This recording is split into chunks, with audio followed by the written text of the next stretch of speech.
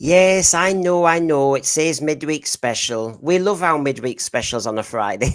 It keeps getting written in the stars, as they say in Creature from the Pit. First a power cut one Wednesday, and then illness for me this Wednesday. I told you I live in the village of the damned. I will be off to see if we have a Mr. Magister at the local church after this show, I tell you. But it's Friday night. It's a bit blustery up here. It's almost like a chilly autumnal Doctor Who night of old. No need for you to go out and forget week's work, yeah? Just put your feet up, get enveloped in the nostalgic net we're about to spread around you, all with a time flash focus on Yetis in the London Underground from 1968, the Web of Fear. We take a sneak preview at the Regency current Doctor Who tale Rogue. But then we really get your Whovian juices salivating at the big question, what is your best or your favourite master story in Doctor Who? So get writing in your memories or experiences of the Web of Fear, which we do in a moment, and then also explain your choice of best master story so we can pull them up and talk about them. And I know we are dead if we ignore the thread. I know. So pipe up and type up. Oh, by the way, admittedly, I don't have to rush downstairs to throw 10p on the lecky to keep the show going. But if you are watching and enjoying our shows and you have stubbornly not subscribed yet, away, man. That's like surfing on somebody else's Wi-Fi. Go on, press the big subscribe button, please. I'm a glutton for you pressing the button. Give us a like. Thanks. You won't regret it yet. So, come on. So, I can't promise you the great intelligence on my panel. Maybe a chameleon, maybe a bok, a K9 if we're lucky. Well, let's be honest here. We need to start bringing people on and being fair to people. So here we go, Jeremy. Now, Jeremy, you see, there you go. Jeremy, as you may know, I'm sure you know if you follow our channel, he has obviously been walking away from Doctor Who. There you go. In our it's a good stream. It's a good chat, and it'll either chime with what you think or are thinking, or you'll actually say, no, actually, I'm quite happy with Doctor Who. But take a look at that. How are you doing, Jeremy? Hello. Because you haven't walked away from all of Doctor Who. You said you'd do the nostalgia ones. You said you'd do other ones. And of course, that's why we've got you back on. So welcome back. Now, obviously, when I have our panel back on, we don't start from nowhere. This is where you think, RTD likes his metaphors. I suppose this is a metaphor for where the current series is now. I love these sets, though. Do you? Absolutely love. I mean, look at that. That's 1964, isn't it? About no money going down the drain there. No, I know, and look at that color. I mean, absolutely love it. I'm trying to make it bigger for everybody in the threads to see as well. Absolutely love it. So, welcome on board again. And let's see who I can also invite on. Let's have a look. Here we go. Is he there? Is he there, Sean? I'm alive. He's alive. He's alive and well. You're not going down that sink, are you?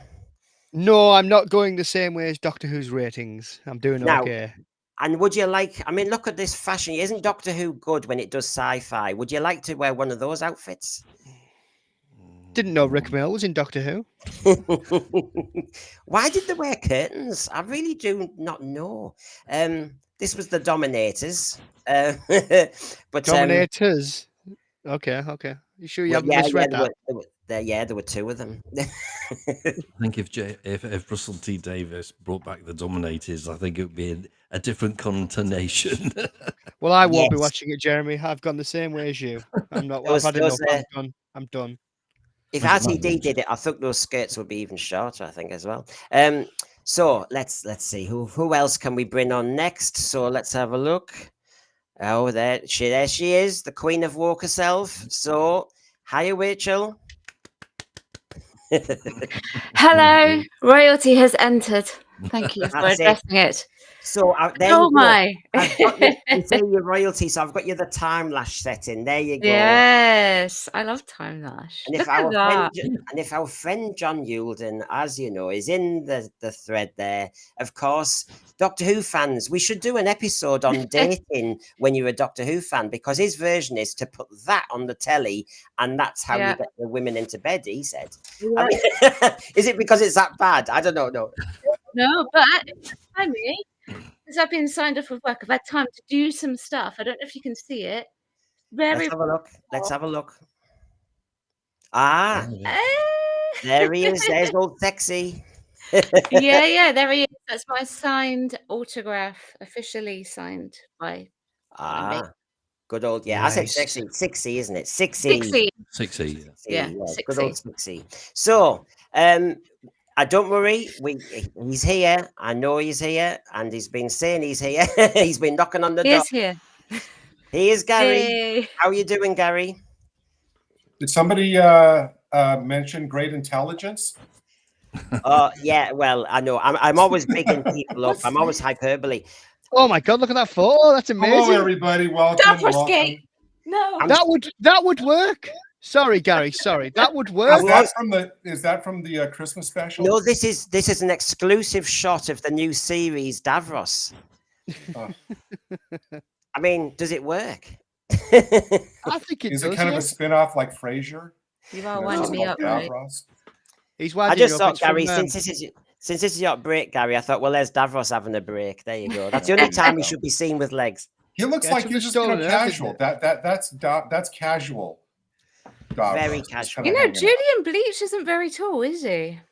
No. Oh. No. So John talking Barrowman about is. talking about having a Yeah. smoke, as the Aussies say. There you go. Look at that. Oh, Daleks. Yeah. I don't suppose that would get on their lungs, would it? That'd I be don't all right. suppose so. But it Not seems very to be peaceful, rife yeah. it seems to be rife in the universe because, of course, Yeah. we had our good old Cyberman as well. But I suppose actors need a break, don't they? And you can't take the mask off, and you can't take the helmet off. Yeah, oh, I know. Now it's a very historic week, in Britain and the Allies and everything, D-Day. But if you were in Beer this week, did anyone see the Beer tapestry? Where'd you get that from? Oh, that's awesome.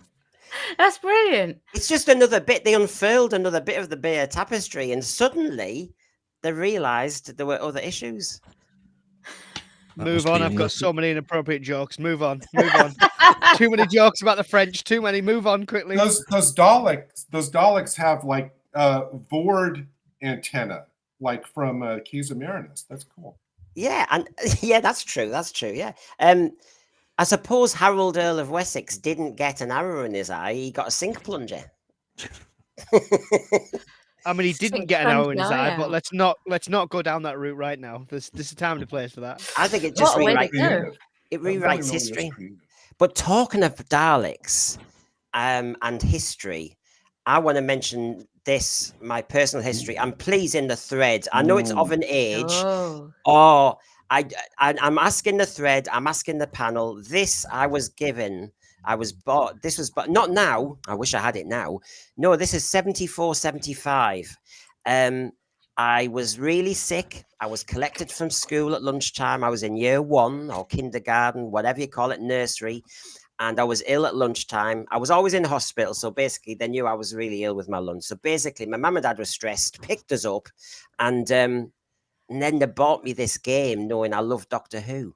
So basically, I got the War of the Daleks. Now, if you see this, it's fab. Those little Daleks. Absolutely loved it. Jeremy, did you have Oh, it? man. Yeah, it's upstairs. Oh, you little swine. He would keep it, wouldn't he, that little swine? I mean, do you see what I mean? I used to love this. Yeah. Go and get Yeah. it, Jeremy. We need to up the figures. We need up the ratings. You turn the thing in the middle, and Yeah. then the Daleks sort of That's fantastic. That's rotate really round. cool. Like a kind of Dalek barn dance. Nice. Yeah, It difficult is. to play. I think Now, it was which is the doctor on the John which doctor is Pertwee. that? John it is Pertwee. Okay, yeah. So it was really of its time. It's got moving parts, as Jeremy said, and you had Daleks you could touch. You know, I mean, there were proper little Daleks, and as a kid, this was just. Jeremy, did it work for you as a kid? Though it really did for me. I enjoyed it very much, but I think it was only played about once, maybe twice, and then put back in the box. I know you're. Because the family didn't want to play it. They were more interested in Monopoly. Those Yeah. graphics on the side look like they're from the TV 21 Yeah, comic. brilliant. Yeah, it is. I think that's not bad for about 74, 75. They're absolutely beautiful. Look at that. 75. Absolutely look at that. That's great. Because even the moving parts, it looks like it's like those travelators at the airports or something. Those little bits where they Yeah. move along. Absolutely loved it. So I just Was thought I'd this introduce. Go on. Was this the era where and again I'm not very up with new old Who, but I'm getting there, classic Who. Was this the era when they could only travel on certain floors? Yeah. Or is that Yeah. part of the reason why there's Yeah. that grill down, maybe, do you think? Because didn't they used to put coats down and stuff to stop them moving? Yeah, that was in the Daleks. Yeah, the very first one. Yeah, because it was like the it was Like the magnetized, static, not wasn't it? magnetized. Yeah. Yeah, static I've seen that electricity and one. all that. It's got to be just after the Genesis of the Daleks, I would think, because I've seen that one. to cash in on the on that. Or since Pertwee's the doctor, could have been around, Planet of the Daleks or Planet of the Daleks. That's the best. So I'm just going to quickly for a moment park everything and just say hello to the thread because I said, and she's ready to vogue later on. Yes. Start us off tonight. Hello, Timescales, all the way over there. This one looks to have some beautiful costumes in it. I think he's talking about Rogue. We will be talking about Rogue later, as I said. Peter Harrington, good to see you. I've remembered and I've made notes on your favourite masters, so I'll be mentioning that. For example, let's have a look here. I'm not fooling you. He had down the demons, Terror of the Autons, and the Sea Devils. He's not a choosy devil, is Peter. They were his main favourites. And of course, we've got good old Melanie Weston Investigates. Next episode is set. Dun, dun, dun, dun. You sound as though you're up for it. And yes, don't worry, we're going to look at it. We've got some lovely pictures to look at and some of the plot and all the rest of it. So let's have a look. We've got our good old Rachel here. We've got Retro Doc, of course, saying, let me in, let me in. We've got Connor. Hiya. Hello, guys. Now, remember, lovely to say hello. Tell us your favourite master story. Tell us why. And tell us, of course, what you thought of the Web of Fear, whether you engaged with it later or you saw it at the time. Keep it clean. If it's a master you've got in your personal life, YouTube's maybe not the place to tell us about it. Hello. Good for you. Yeah. No shame. Oh. See, so Sean has now done 2. He's got the Dominators and that. There's something going on in his private life. So JWC Reviews, good to see you again. Hiya. Let's have a look. Oh no. Well, this is it. You try and be civil to the thread, and then, of course, my other dread is these two. So, what is it? We've all been full of COVID. So, hello, are you all right? Hello, I'm good. Are you? Wish you weren't. Has he lost his voice? I wish. Are you feeling better, Brendan? I am Mina Stroker. This is Mina Stroker. She represents all companions of Doctor Who ever. Hello. You've called her Mina Stroker and you're having to go at me for jokes. Yeah, but I'm subtle. So you've paid the electricity bill, have you? Sean, you do realise that that's Mina Stroker, that's Willie Stroker. You do Yeah. realise Oh yeah, Hey, my you're very God, lad. inclusive. That's why I'm here. Yeah. anyone who's not come on our channel before and is about to find not the subscribe button but the evict button is Willie Stroker is our puppet that represents all us classic Whovians of a certain age. It's Mr. Stroker to you, son. Yeah, and he's uppity as well because they all say we're trolls, the older ones. Mina Stroker represents every female companion, so she's always on. I'm from BBC Wales. Yeah, she hits the DIE. It is DIE. Yeah. Yeah, she certainly is. I tell you what, she's a tick box issue. It's the only reason I got you, you know. She's because Rachel. She's not even a good actress, is she? She's rubbish. Oh, I don't know. She keeps it a good girl. You see, you can't get me to say that they're bad. You see, she's always nice to your profession. Horrible you are. I've been stuck in a dot and a bubble all week. A week, that Well, must have been hard. You were watching it again. You weren't one of those who watched it 12 times to try and work out what the blooming plot was. I did. Have you worked it out yet? No. No, I haven't. Did you like the ending? Because it was all very DEI. I wasn't awake at the end. I don't know. Yeah. Well, yeah, that sums up a few things. What did you think, Willie Stroker? Because you're a classic Whovian. What did you think of Dot and Bubble? Oh, it's not my cup of tea, Mr. Noble. Oh God, I'm very formal. Noble now. It's very hard when your partner calls you Mr. No. Sean, don't you start because you're adding too many things up. I'm sorry, chat. This is filth. It's filth.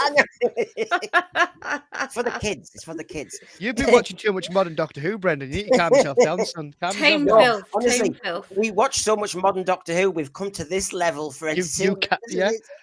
I'll start calling you a cad in a minute. Good. Yeah, you cad. You cad. Well, we're off now. We're going. Yeah, you've been off for a while. See you later. Bye.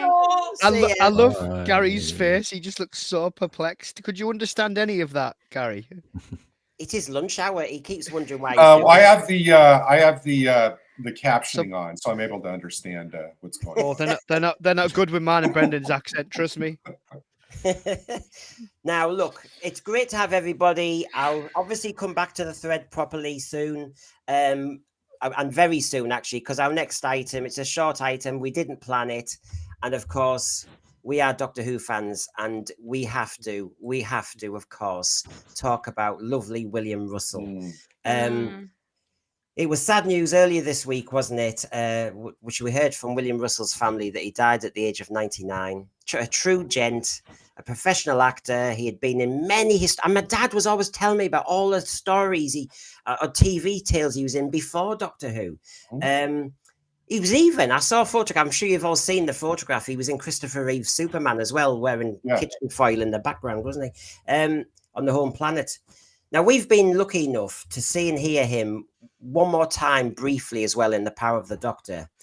But we all, of course, love him for his involvement in the birth of Doctor Who, being one of those plucky pioneering actors and producers who took a punt on this Saturday tea time show and, as I was going to say, helped create a legend and therefore become a legend himself as the original companion, the original science fiction hero, Ian Chesterton, the science teacher from Coal Hill School, and one of the first advocates and ambassadors for the show. I remember seeing him in Newcastle at a big 50th anniversary convention in 2013 when he was on a 60s panel with Anneke Wills. He defended William Hartnell and maintained an utter respect and loyalty to the actor who created the role of the Doctor. And I always remember he had no truck with any criticism of him. And I love to see that closeness and respect from him. Absolutely. You know, because Anneke was saying a few things, but he said no. He was lovely, and he was buying people flowers and everything. And it was just, I could say, Rachel, I got that sense of team that, I've worked with William Hartnell, and no, that's not the man I know. And he it's just, Yeah. nice That's and what it should respectful. be, shouldn't it, really? Yeah. Yeah. I never worked with, obviously I wouldn't have worked with William Hartnell. I never worked with William Russell either, but that kind of camaraderie in the acting world is the best. Yeah. that's also how you learn to respect your other performers as well. It's from the older generation. Yeah, I mean, I got the impression he wouldn't tell porkies. He Mm. honestly said, no, William Hartnell might have been different or whatever later when I left. He said, but when I worked with him, he was this, he was solid, he was da da da da da. And it was a very interesting 60s panel. I don't know if anyone in the thread was at one of the conventions when he used to talk about this. And he had Hartnell's corner, and I just love to hear that. Gary, did you ever come across William Russell? I did not. I don't know that I know that he did a couple of the Gallifrey conventions in Los Angeles. So I didn't have a chance to get an autograph from him. But any of the 60s companions, as you said, Brendan, were treated like royalty because they were, they're the upper echelons because they were the pioneers of the show. Yeah, because I think I posted out the other day on behalf of our Sensefear channel and all of Hat fans really, which is, when you are already an accomplished actor like William Hartnell was, William Russell was, I would say that Jacqueline was as well. They were taking risks with their career. This was a Saturday tea time show. Now, of course, that doesn't mean they were hitting it big. They were taking a risk with something different. And if it tanked, it's on your CV like everything else. And I just think, but it wasn't just that they took a risk. When they created that amazing chemistry, that original team, not every story was well written. Come on, we've all got to be honest. But they made them sing, but the chemistry between them, I totally believed in him as a science teacher, and you could see how he was putting the doctor right, etc. Jeremy, have you come across William Russell or anything? No, the first time I saw him was the An Unearthly Child story. When it was repeated in the five faces of Doctor Who. Yes. And I thought he was very good, a good supporting actor.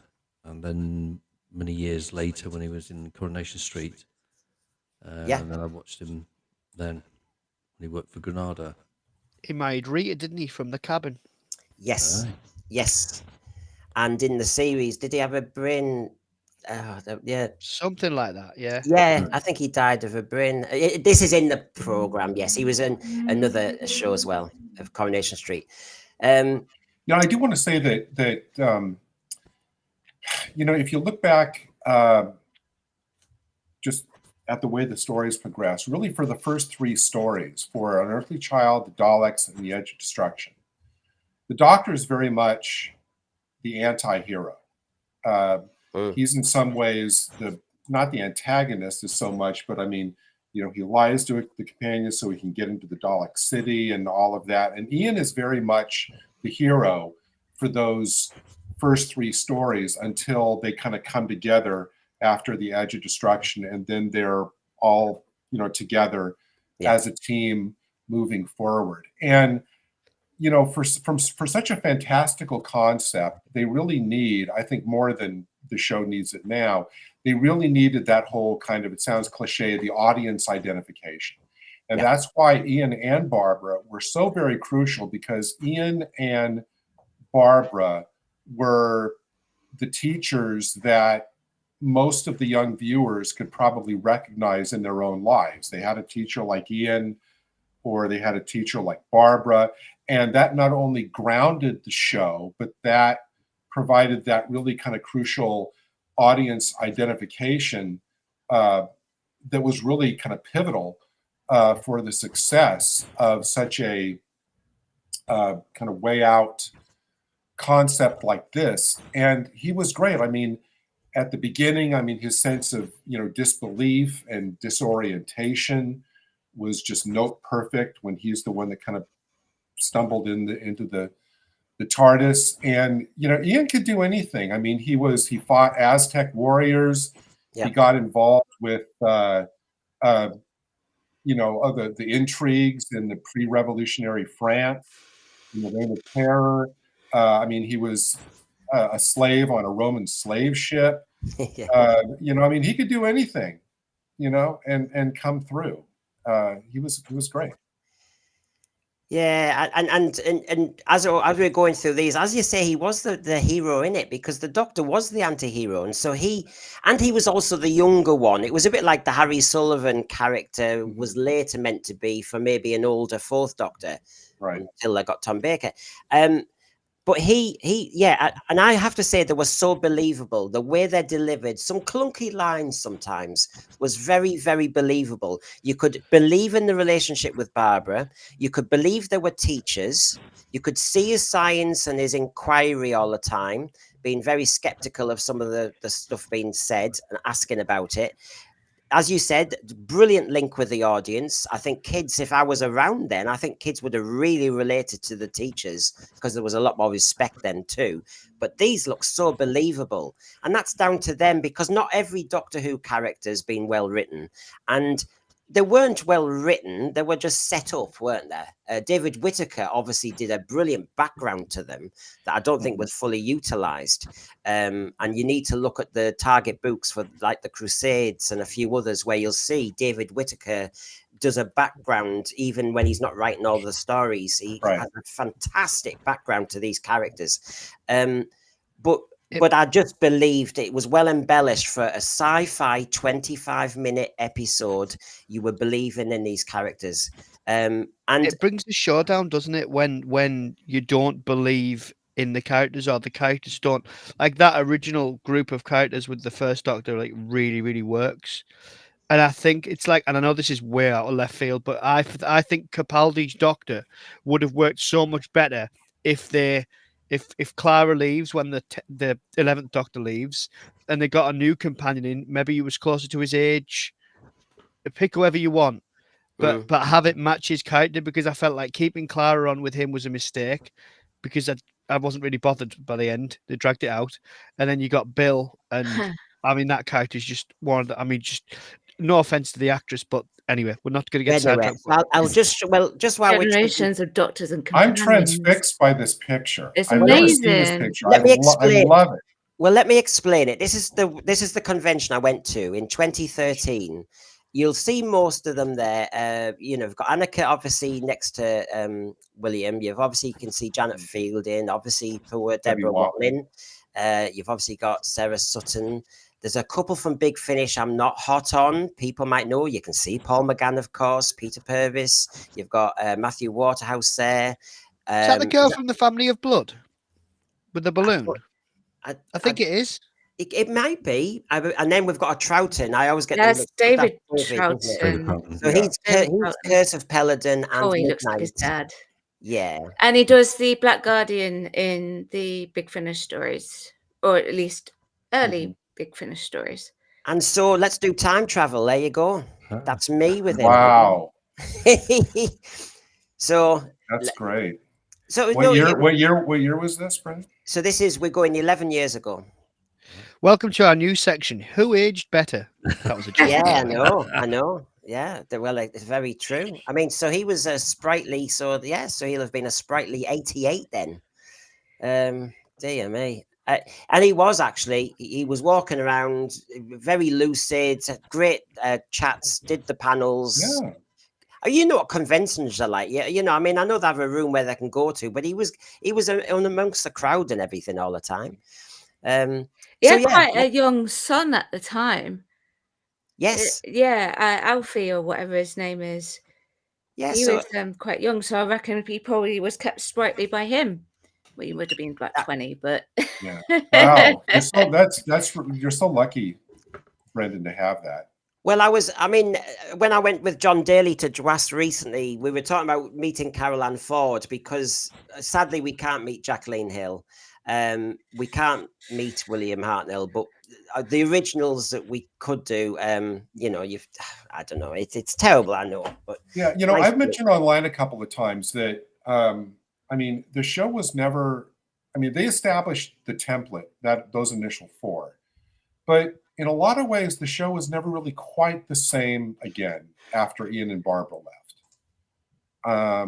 You have people coming in to fill the companion dynamic, but just the kind of what held those initial four together. And I'm including Vicky in that, who I think was a fantastic, replacement for Susan. But when Ian and Barbara left, there was just something about, their relationship with each other and their relationship with the Doctor that just was never. Is that because, like, as characters, that they already had like a quote unquote a prior relationship because they worked together, whereas quite a lot of the companions that come in, from then on, don't necessarily have that prior relationship. So you have to sort of make it. It's harder. Well, there's that too, but I think also, and again, I may be wrong because I'm not mentally going through all the decades of the show. But in addition to just the kind of serialized interconnecting wanderings through time and space, where you're involved with, the plot and the crises of each individual story. For 2 years, there's that kind of underlying thread, which is always there, but never directly addressed, is, are they ever going to get home? Yeah. That was never the main point of the stories, but that was the one thing that connected every story and you never knew. No, you didn't know. It was never guaranteed that they were going to get home. And I think the other thing is you also thought, are they a couple? There's a little with all the other companions, not all the others, but I'm generalizing, but whether they're traveling with the Doctor because they were orphaned or stuck somewhere and the Doctor rescued them or whatever, but they didn't have that. They were more kind of like, sure, I'll go with the Doctor, we'll have fun whenever. But Ian and Barbara had that additional kind of underlying like yearning and quest, to get home, which they never, replicated with other companions. Well, I promise the thread, because this is important. As Doctor Who fans, I'm not going to rush this little element. Straight after this, we're going into our time flash web of fear. So, of course, that's guaranteed in a moment. But obviously, while we're talking about lovely William Russell, Melanie Weston investigates. William Russell was a great actor. Yeah, I never knew he was in Superman and Robin of Sherwood, and I love that show. Connor, R.I.P. William Russell, one of the best companions. I totally concur with that. Peter Harrington. I watched Edge of Destruction last night. Still a cracking story. I mean, it is. That's a risk. Talk about is RTD taking risks now? That was a risky one. And the knife scene. Maybe the Romans later. Super Bacter. Yeah. Obviously, Melanie Weston investigates, adds later that William Hartnell was no nonsense, was a hard worker. But I think that was of its time as well, wasn't it? I mean, that was the issue.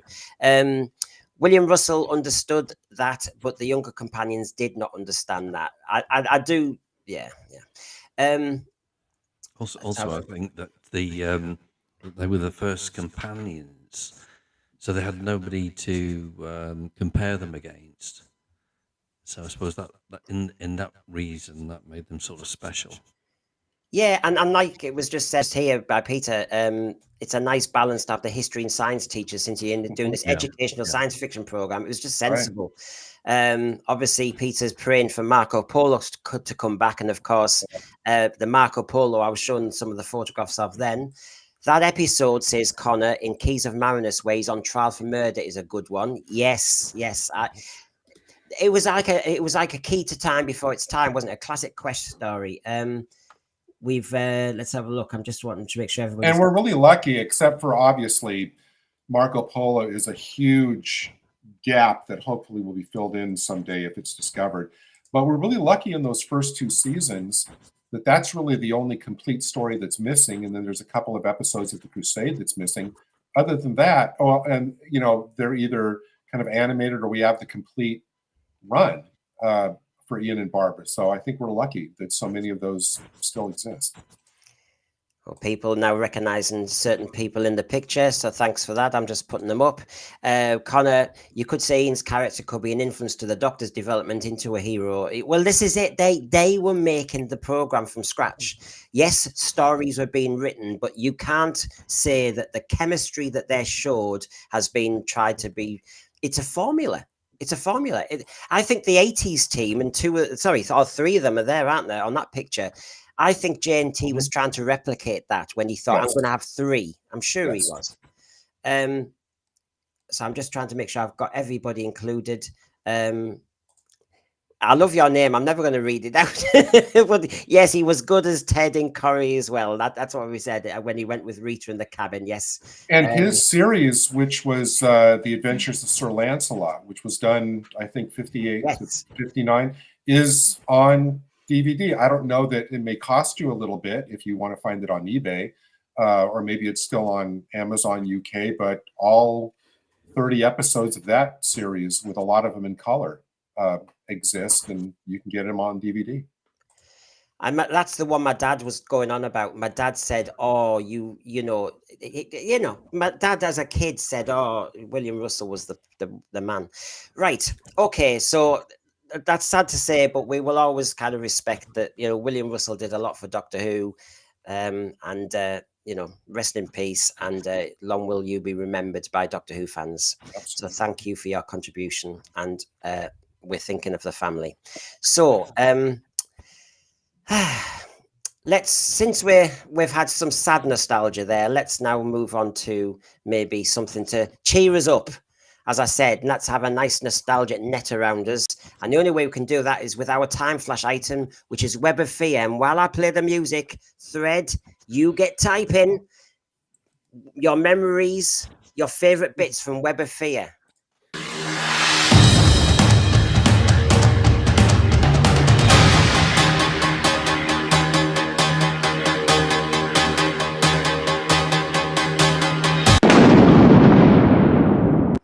That's it. The firing pistol's gone off. Yeah, I tell you what, if you have headphones on, you're screwed on my show. Was that a vote excuse? Was that an excuse for voting? Yeah, it was. I don't know about that. Yeah. Any excuse. Now, here we go. Now, obviously, we're going back to series 5. I wasn't around. I'm sure a lot of the panel weren't around. A lot of the thread weren't around, but we've all seen it, I think. Abominable Snowmen. And the issue here was we didn't just get Yetis once, we got them again. And you can see what they look like. And as those who appreciate it, in the Web of Fear, their shape was changed slightly. Yeah. They were also given a sound by Brian Hodgson suddenly, which they didn't really have in this. And you can see the difference. If I just kind of depart us, you can see from the one on the left, they were more like little cuddly well, I was going to say cuddly, aggressive wombles, I think they were in the Abominable Snowmen, whereas they've got claws, they're a bit kind of slimlined and a bit more nimble, therefore, in the Web of Fear. Glowy eyes, too. Yes.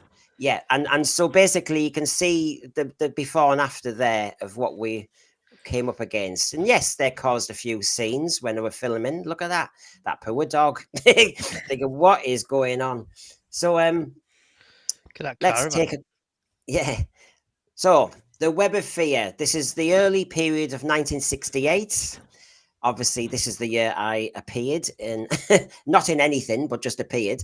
I think I was born during the Wheel in Space, I think, if memory serves right. So 1968, here we go. And you can see all its iterations. And I think good old Doctor Who fans will go the radio collection in the corner. I think it's first... Well, truth be known, the first time I came across Web of Fear is the book on the right. Then it was the radio collection. Then I got the updated book just because, collectors, how we're like. And then, of course, how many versions of the Web of Fear we got now? We got just the one-off one. We saw it repeated now and again. So we know and love this. And I know and love it from the book. It's very claustrophobic, it feels in the book. Yeah. So there's the plot. So I'm just reminding anybody in the thread. I know the panel have had a good look. We're going to obviously discuss this in a moment. I've got the cast there for when we discuss that lovely moment when they come up the London Underground and the man's dead. I say it's a lovely moment. It is sci-fi. Web of Fear. What did you think, Rachel, when you look back on it? Yeah, I watched it for the second time just to prep for this episode. I saw it when it first came out on DVD a few years ago and haven't watched it since. It's always a 7 out of 10 for me. It's quite a strong scoring episode. I really like it.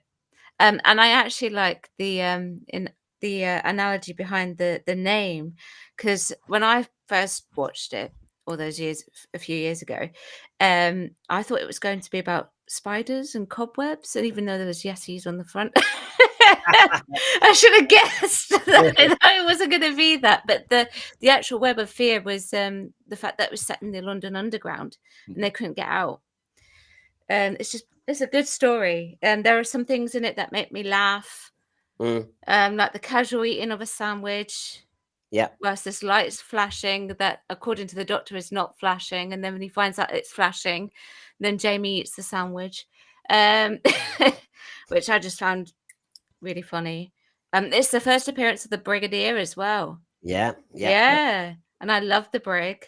I don't know how much I should say about it now versus what I should say later. We're going to have to spoil, I think. Everyone here has seen it though, right? Sean's seen it. Yeah, I've seen it. Yeah. Well, I mean, this is the page that refers to where you're starting on this, which is this is the Brig first seen as Colonel Lethbridge Shute until he comes back in Invasion. These episodes were only found again in 2013. Yeah. So just around our 50th anniversary, as you know. Patrick Troughton. I'd forgotten that Patrick Troughton, like a lot of the old Doctor Who's, he has his holiday. He disappears for one episode. They did that all throughout the 60s. Yeah. But I have to say, it reminded me, Gary, that we do. Let's be honest, with our current series, which we will talk about later. The fans are talking about Dr. Light episodes, and I'm thinking, well, I know, but there were always Dr. Light episodes in Classic Who. Yeah, but we missed this. Back in the 60s, bear in mind, back in the 60s, the seasons were anywhere from like 39 to 44 episodes. I mean, it was more unusual to have Doctor Who not on the air back then than to have it on the air. So when you're working, 39, 40, 42 weeks, they had to kind of pre-program, vacation weeks for the doctors and the companions, just so they don't kind of run them ragged.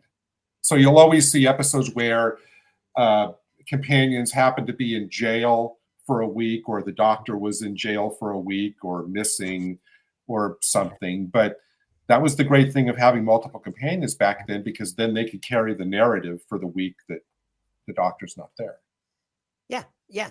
I mean, Celestial Toymaker's coming out next week, or is it this? Yeah, it's coming out very, very soon. And of course, we know there's an episode without William Hartnell in it, and that's as it works. I just found it. I like to make links, and yes, it was of its time, because let's face it, as you said, there were so many episodes in the season, and they were worked solid. The big question we've got now, Rachel, is of course, because two Dr. Light episodes in 5 episodes is very different to being free of a doctor in a 6 episode followed by another 6 episode where he's in all of them. Yeah, it is. The great thing about the Yeti, not the Yeti, the Web of Fear one, where there is a Doctor Light episode, is that we do actually have where is the Doctor, where is the Doctor, where is the Doctor, that all the way throughout that episode. And of course we find out where he is. He's like being held by Colonel Lethbridge Stewart, I should say, in this one, isn't he? But yeah, just like but they kind of forgot about it in the new series. But unfortunately, well, that's their choice. Didn't pay off, but it works in Classic. I do think, Jeremy, it's very atmospheric. I think episode 1 is one of the top episode 1s in Doctor Who. I think that whole museum sequence, I think that whole setup, the music is so dramatic. Sean, you was texting me the other night saying how serious it is. Now, Jeremy, when you realize, I mean, I love the book. I love, therefore, the story, of course, which I came across first. It does come across as very atmospheric. Watching again and again and again, I do start to notice, though, we are up and down certain tracks, and whether it could be nicely edited to about 3 or 4 episodes without killing much. Yeah. I mean, when you look at the episode 1 and the scene in the museum, it's very much Hammer horror, Yes. Absolutely. Yeah. and it's quite dramatic actually, and quite frightening when you're watching it, where the Yeti comes up against the Yeti and the Yeti portal goes boom, Yes. Yeah. and I think it's a very good episode. It's the only episode at that time that I managed to see, because obviously the other episodes were missing. Yeah. And I think it's very good. It's a very good story. In fact, it was so scary. They used it in Did You See? Did You See was a kind of review program of TV on BBC Two. Yeah. And they never mentioned Doctor Who, but because of Earthshock Part 1, when the Cybermen revealed themselves. Did you want to come in on that, Rachel? Oh no, I was Okay. going to add something else. Okay. Carry on. Yeah, and so Ludovic Kennedy did a little item where they looked at thrilling moments in Doctor Who history. So we're Doctor Who only had been going 20 years then, and they had clips from Lynx taking off his helmet in Time Yeah, I saw Warrior, that. but they had Web of Fear Part 1, the moment you've just said, when you have that whole build up, the sound of the sphere, and then the lighting up of the Yeti, and then as he's blowing out all the candles in the museum. And yeah, as a younger kid, I was thinking, oh God, the Yeti look good. Why have they lost the episodes? Oh, you know, it was so frustrating. Rachel, what were you going to say? Sorry. Oh yeah, I for some reason I was following my own thought pattern here. But there is one thing that I love about having historical characters in the TARDIS, like Jamie and Victoria, is that they make faux pas, which to them aren't necessarily faux pas, but to us it'll be like, oh my gosh, what are you doing? Why are you doing that? And I guess you could say the quote unquote faux pas that they committed this time would have been they was it Jamie was jumping on the electrics, or going to jump on the electric train tracks. Yes. But obviously he doesn't know about electricity, or he does know about it, but not running through train tracks. And it's like, no, don't do it, Jamie. Don't do it. And then he does a test. Okay, we're fine, we're cool. But well, he didn't say that, but you know, it's just like little clumsy things like that where you get from historical characters, and even alien characters that we just don't get with the new series, because they don't really have those types of characters. It's all present day, isn't it? So Yeah. yeah.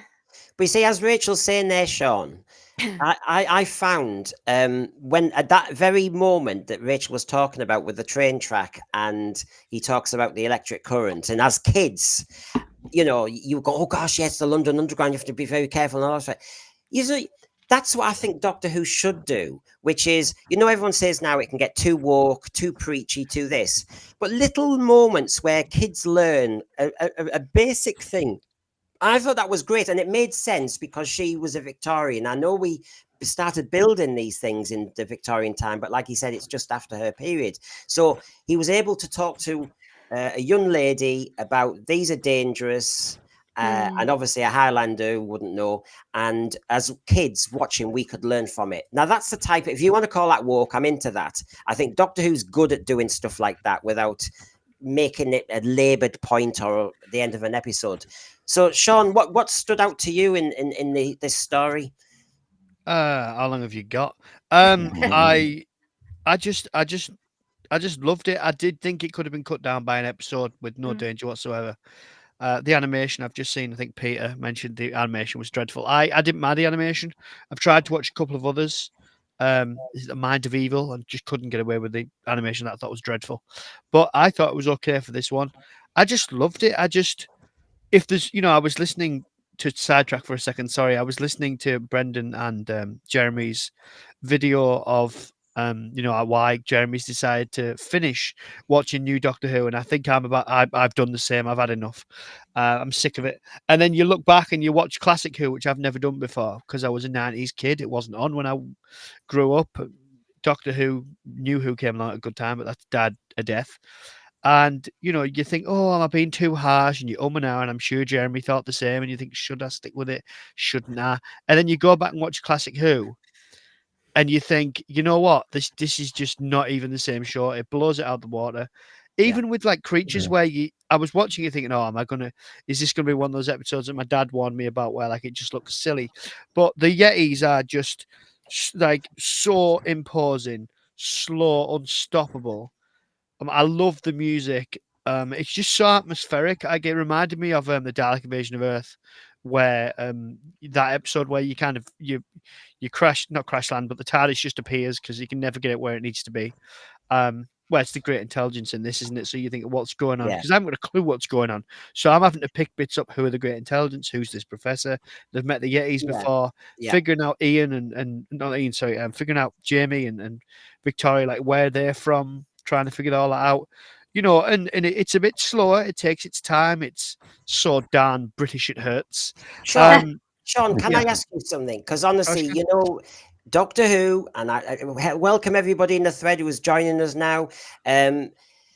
Please tell us what you think of Web of Fear. Please tell us your favorite master story that's coming up as well. But Sean, I was going to ask you, as one of our slightly younger panelists, this is the issue.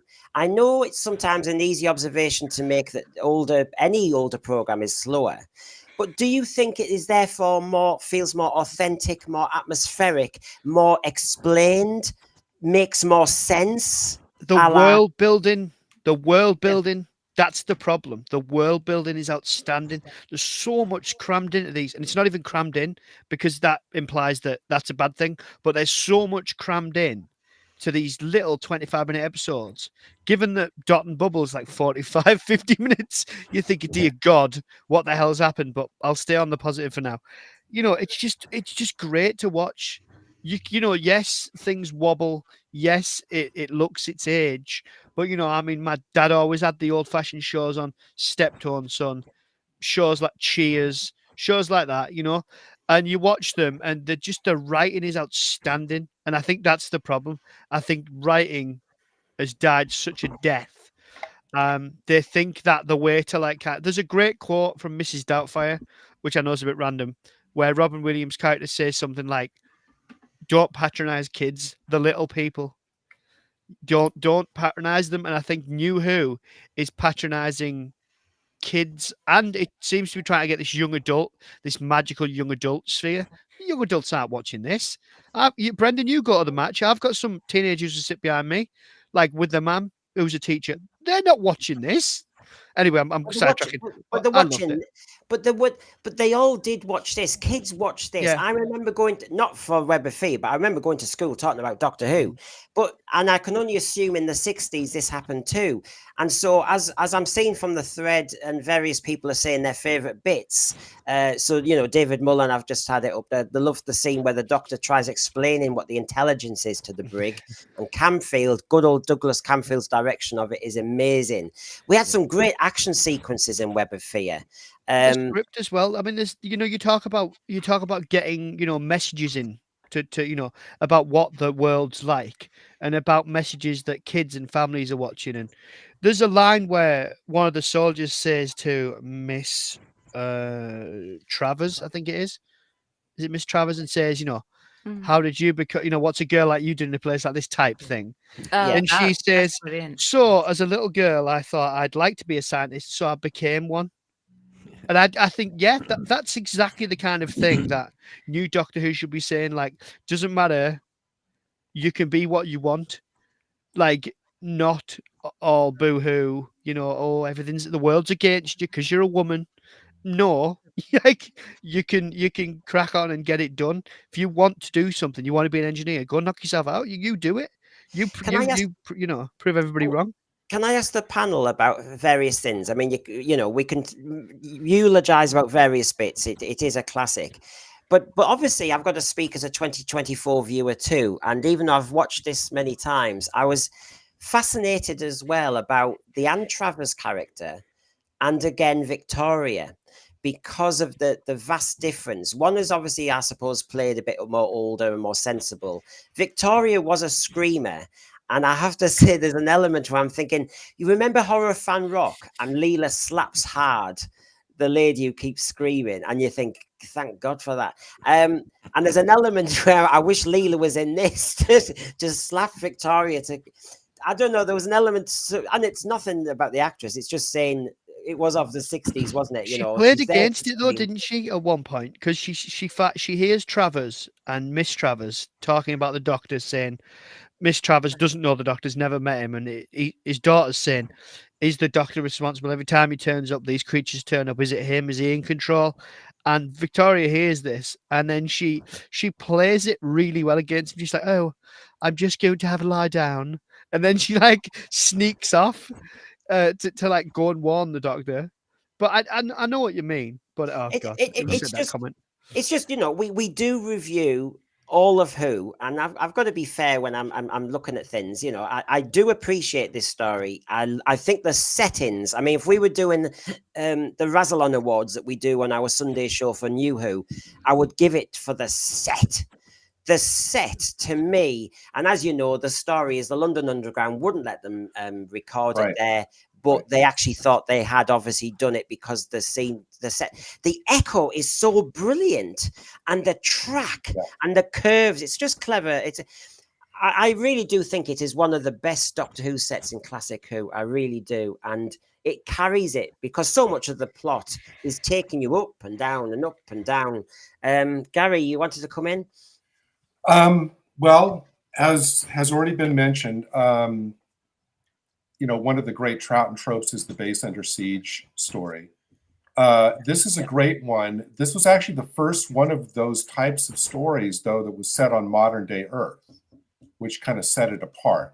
I say modern day Earth, even though, I mean, this was screened in 1968, but the story is set, if you go by the dates in this story, it's set around 1975, which tracks with the later kind of the dating of the unit stories is a hash that we could kind of spend all day talking about.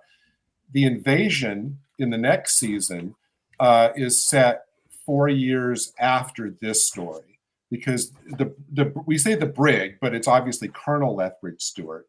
Unit doesn't exist at this point, but the next story with now the brig, which is the invasion, where Unit does now exist, is said that the events of Web of Time was 4 years later. So, but it's relatively close to, you know, what would have been modern day for the first time viewers back then. But the important thing about it was they took a setting that was very familiar to viewers, and they made it threatening. They made it a lot, you know, because nobody probably ever thought, well, you know, what's lurking down every time I go on the train or the subway? Nobody thinks that, but now they've flipped it to where they've taken very familiar, something almost like a daily occurrence for viewers, and they've made it threatening. It is a scary story, as you said, very well directed by Doug Camfield, who I think was the best director of classic Who. And there's a lot of great moments.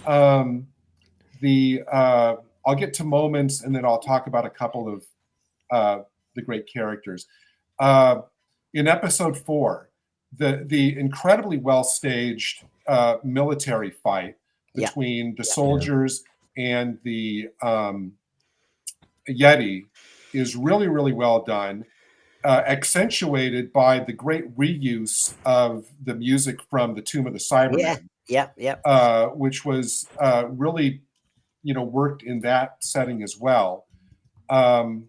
Shocking that all of the soldiers get killed. It's also a shock when Knight gets killed. That is a really shocking moment, because until that point, he was almost kind of like, until the arrival of Nicholas Courtney, he's basically kind of like the brig character.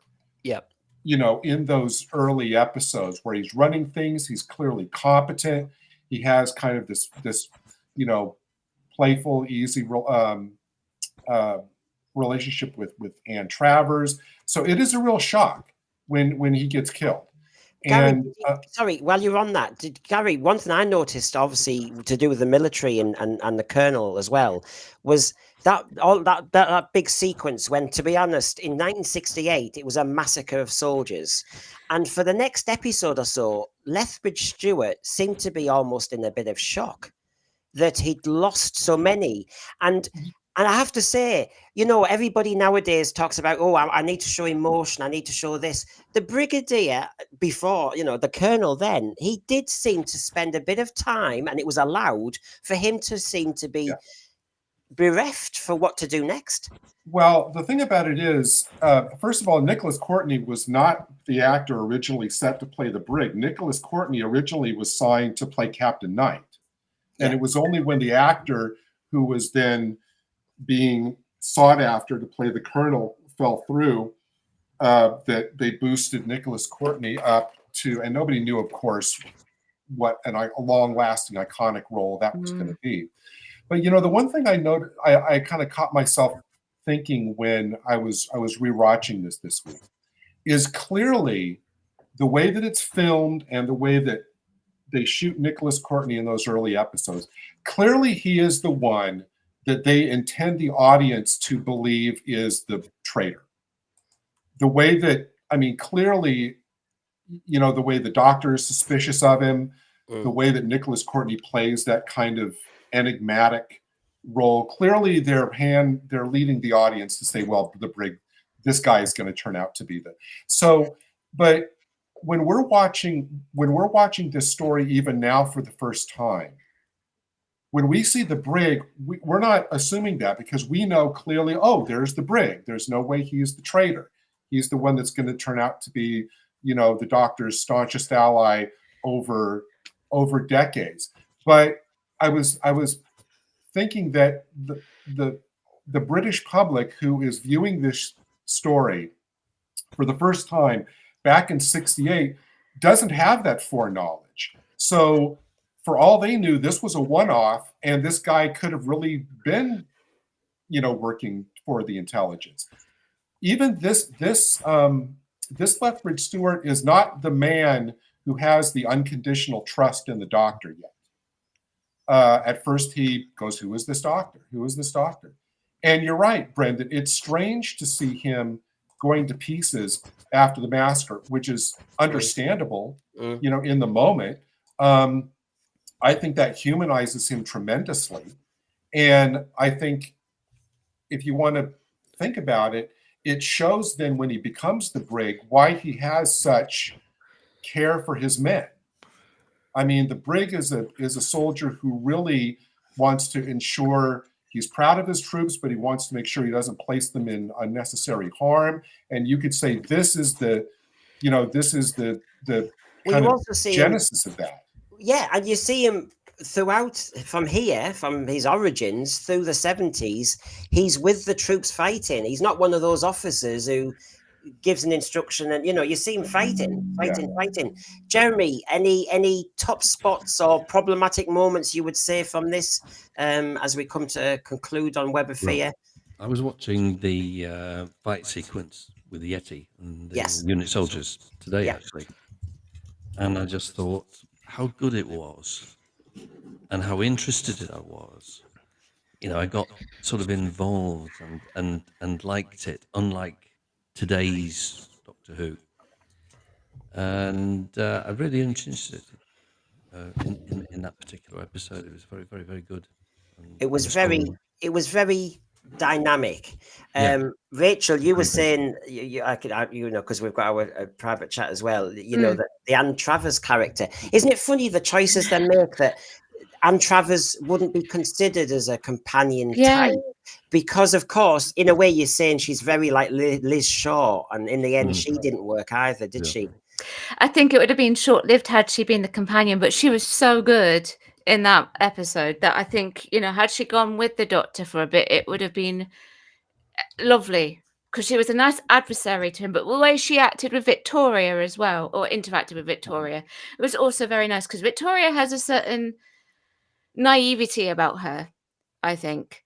So I just think she was lovely. There's so many good things about that episode. It starts off with a bang. Things are going into chaos already at the start of the episode. At the end of the credits, they have the foam over the screen. I thought, oh, that's a great gag. It's just like they were sort of like ribbing themselves for it as well. Yeah. You know, and the story is like complex enough to keep you engaged And I think some of the things that happen with the new Who, which doesn't happen so much with the classic Who, is that the resolution is too quick sometimes. Yeah. And with this, they actually set up the resolution and put the tools in place for the resolution really early. But it doesn't happen until much later. And then even then it doesn't go according to the plan, and the great intelligence connection is just lost. So it could come back, which obviously it does. It comes back in another Troughton story, I think, doesn't it? Or have I got that right? Have I got that No, wrong? it Or doesn't come is it back Matt until Smith? the Matt later Smith. on. Yeah. Okay, yeah. So ignore that. It comes back in Matt Smith. I do want to say one more quick thing about Anne. Clearly, and I was really noticing this in all the scenes where it's just her and Troughton working together. And I'm thinking, clearly, she is the third companion in this particular story, and she's so good. And clearly, I think she's foreshadowing. She's an obvious model for Liz Shaw. Yeah, they were probably which testing is something. two seasons away. I think she also foreshadows Zoe in a way. I think she foreshadows Nyssa. I mean, the scene with the Doctor and Anne fixing the transmitter to override the signal is exactly like the scene in Spearhead, where Pertwee and Liz Shaw are doing the same thing. Well, we've got Derek Sherwin, haven't we? Derek Sherwin was involved in this, wasn't he? As Peter Bryant was, and of course, you know, in a way, I think they're discovering what works as they're set up the 70s era. Yeah, that's true. They were definitely testing waters with that, and I also think she's a little bit like Barbara as well, just a little bit. Yeah. There was a little bit of Barbara in there. She was supposed to come back in The Invasion, just the actress wasn't available, so they had to make it a different character. Oh, I love Anne Travers. I just wish that she'd been in it, but I understand at the same time why they didn't. They could have brought the actress in a different role. Yeah. Well, Ken Parker lives near her. He said earlier in the thread he lives near her now. So she's obviously she's still alive. Yeah. So that's good. I understand that they were going to bring back the Yeti in season 7. They were. The initial plan, as I understand it, was that after the Doctor regenerated, I'm not sure how this would have worked, because they would have had the Doctor's first story. Jamie would still be there. They would write him out in the third Yeti story, and he would end up taking over as Laird of a castle in Scotland, and that's how they would write him out. But that was intended to be the last of the kind of Yeti trilogy. Yeah, it didn't go ahead. I mean, it's a shame the Yeti didn't come back, but as somebody in the thread has said, as usual, we don't quite want them to do anything with them now. I'm waiting for character options, but I just want to show you before we move on. You know, well, the Yeti, you know, they're on T-shirts, they're on badges. They were, before we had Weeping Angels and everything, they were seen as in the top 5 Doctor Who monster, weren't they? And even though they'd only made 2 appearances, and I almost don't count the 5 Doctors one, they used the same sound. There was a bit of scratching, and they ran away because of a firework. I mean, it was a bit limited, I know, but that's the nature of that story. It was nice to get cameos, but sometimes unless you get 2 is enough. It's true, and I do think they're a massive improvement from the original, because they had a they had a kind of cute wide gate, didn't they? So yeah, I love that. Oh, that's great! Wait, what was that? That was great. There you go. It's like a chibi Pat Troughton with the Oh, I'd absolutely buy this. It's cute. I have a chibi Colin Baker. That sounds really weird. I think they're £8.95 from the herocollector.com. That's what they are. Obviously, you can see they've been there a while because it's the old Doctor Who logo. But yeah, there they go. I love that. It's a cute little Patrick Troughton, actually, as well. Yeah. Can I just put in a couple of points just obviously seeing it for the first time? I had a couple of points I need to squeeze in because I love them, if that's all right. I love the fact, you know, the strength of classic Doctor Who is the characters around the Doctor.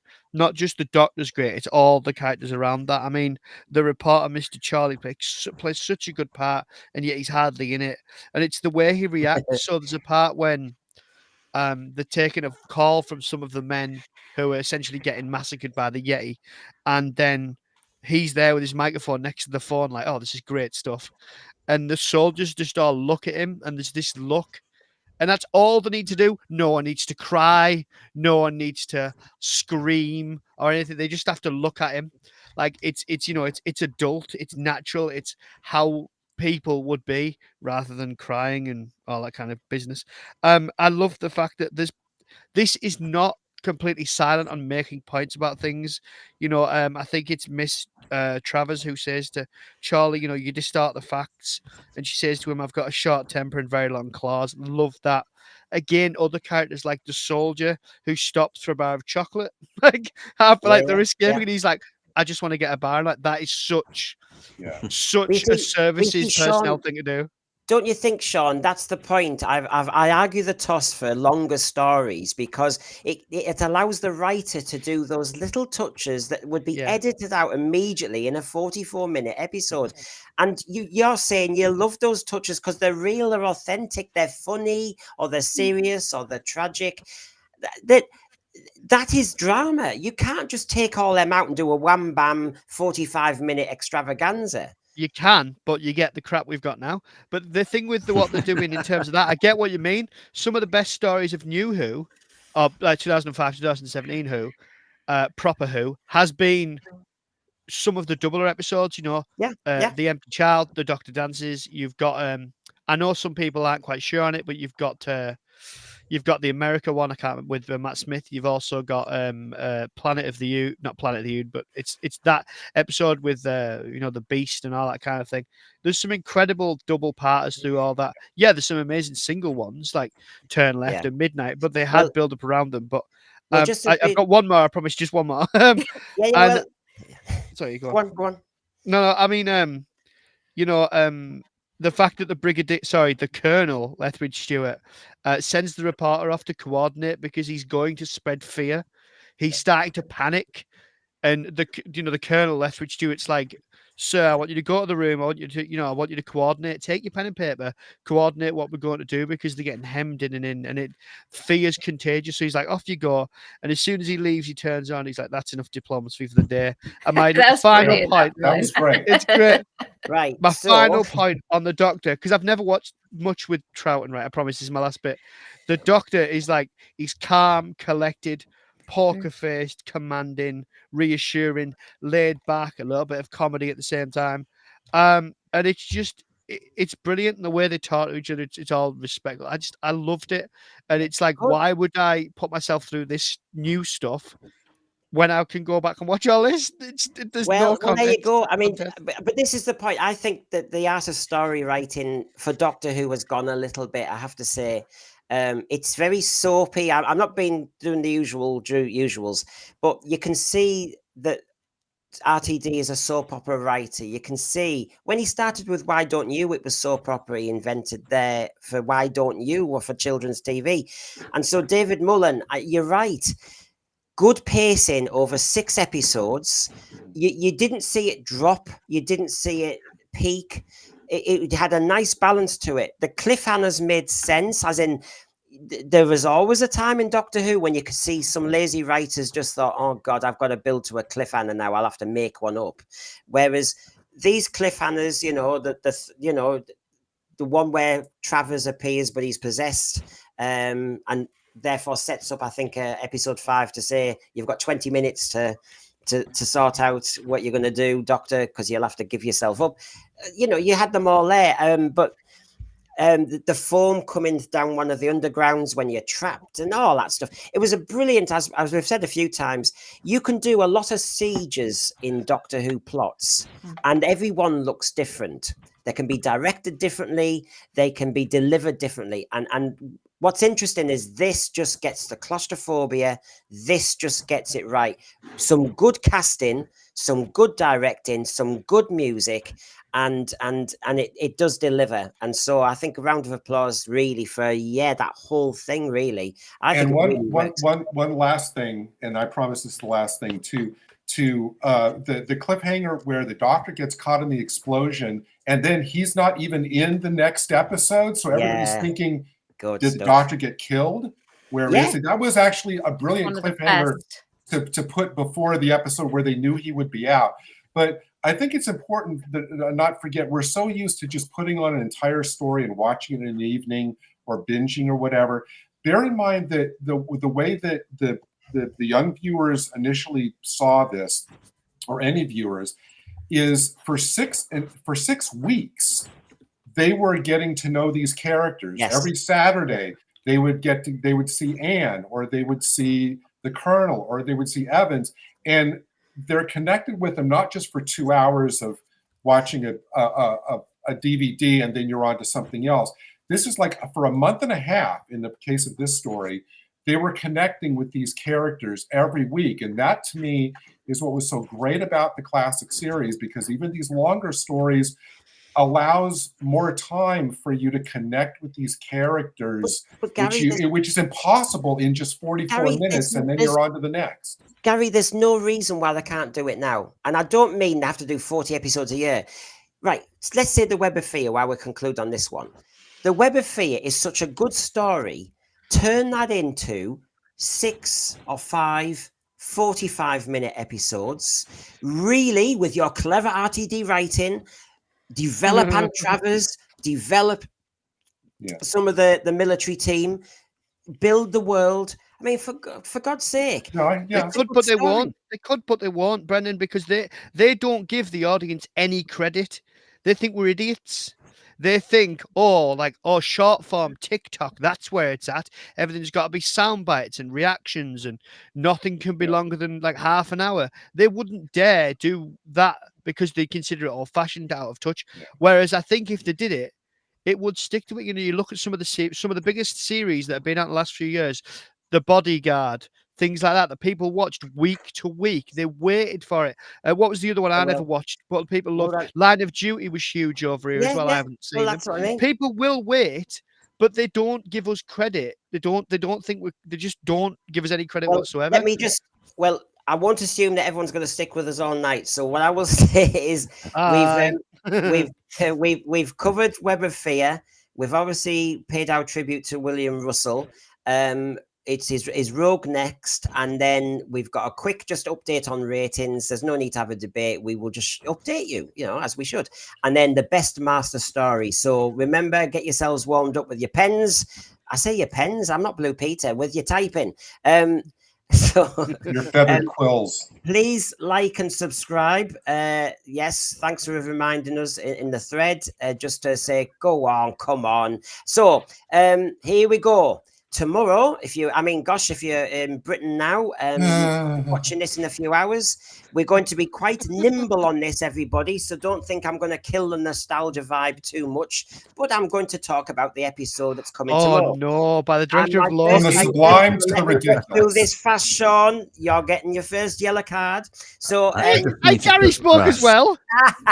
Put him on the bench with me. Send him off. Yeah, that's it. So the first one is on previewing Rogue. We've got here Russell Davies has revealed that the upcoming one will challenge the TARDIS duo in a way that we've never seen before. And the story, which is helmed by the director of Loki, is unlike anything we've done before, and it takes place across one single night. And the coming events will change the Doctor's life forever. Right, so just so you're prepared.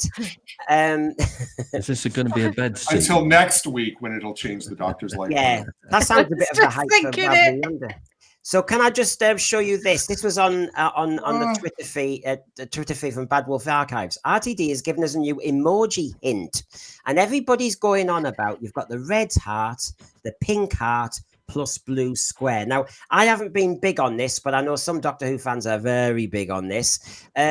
Does this mean what we think it's going to mean? That when we've seen them maybe flirting, or whether we've misread the signs, that the Jonathan Groff character is going to be almost... I don't know. What are you thinking about this? I don't know. It's the first time I've seen it. Pink. Why a pink heart? Don't know. Are we going to see the Doctor Love in story bed with again? this character?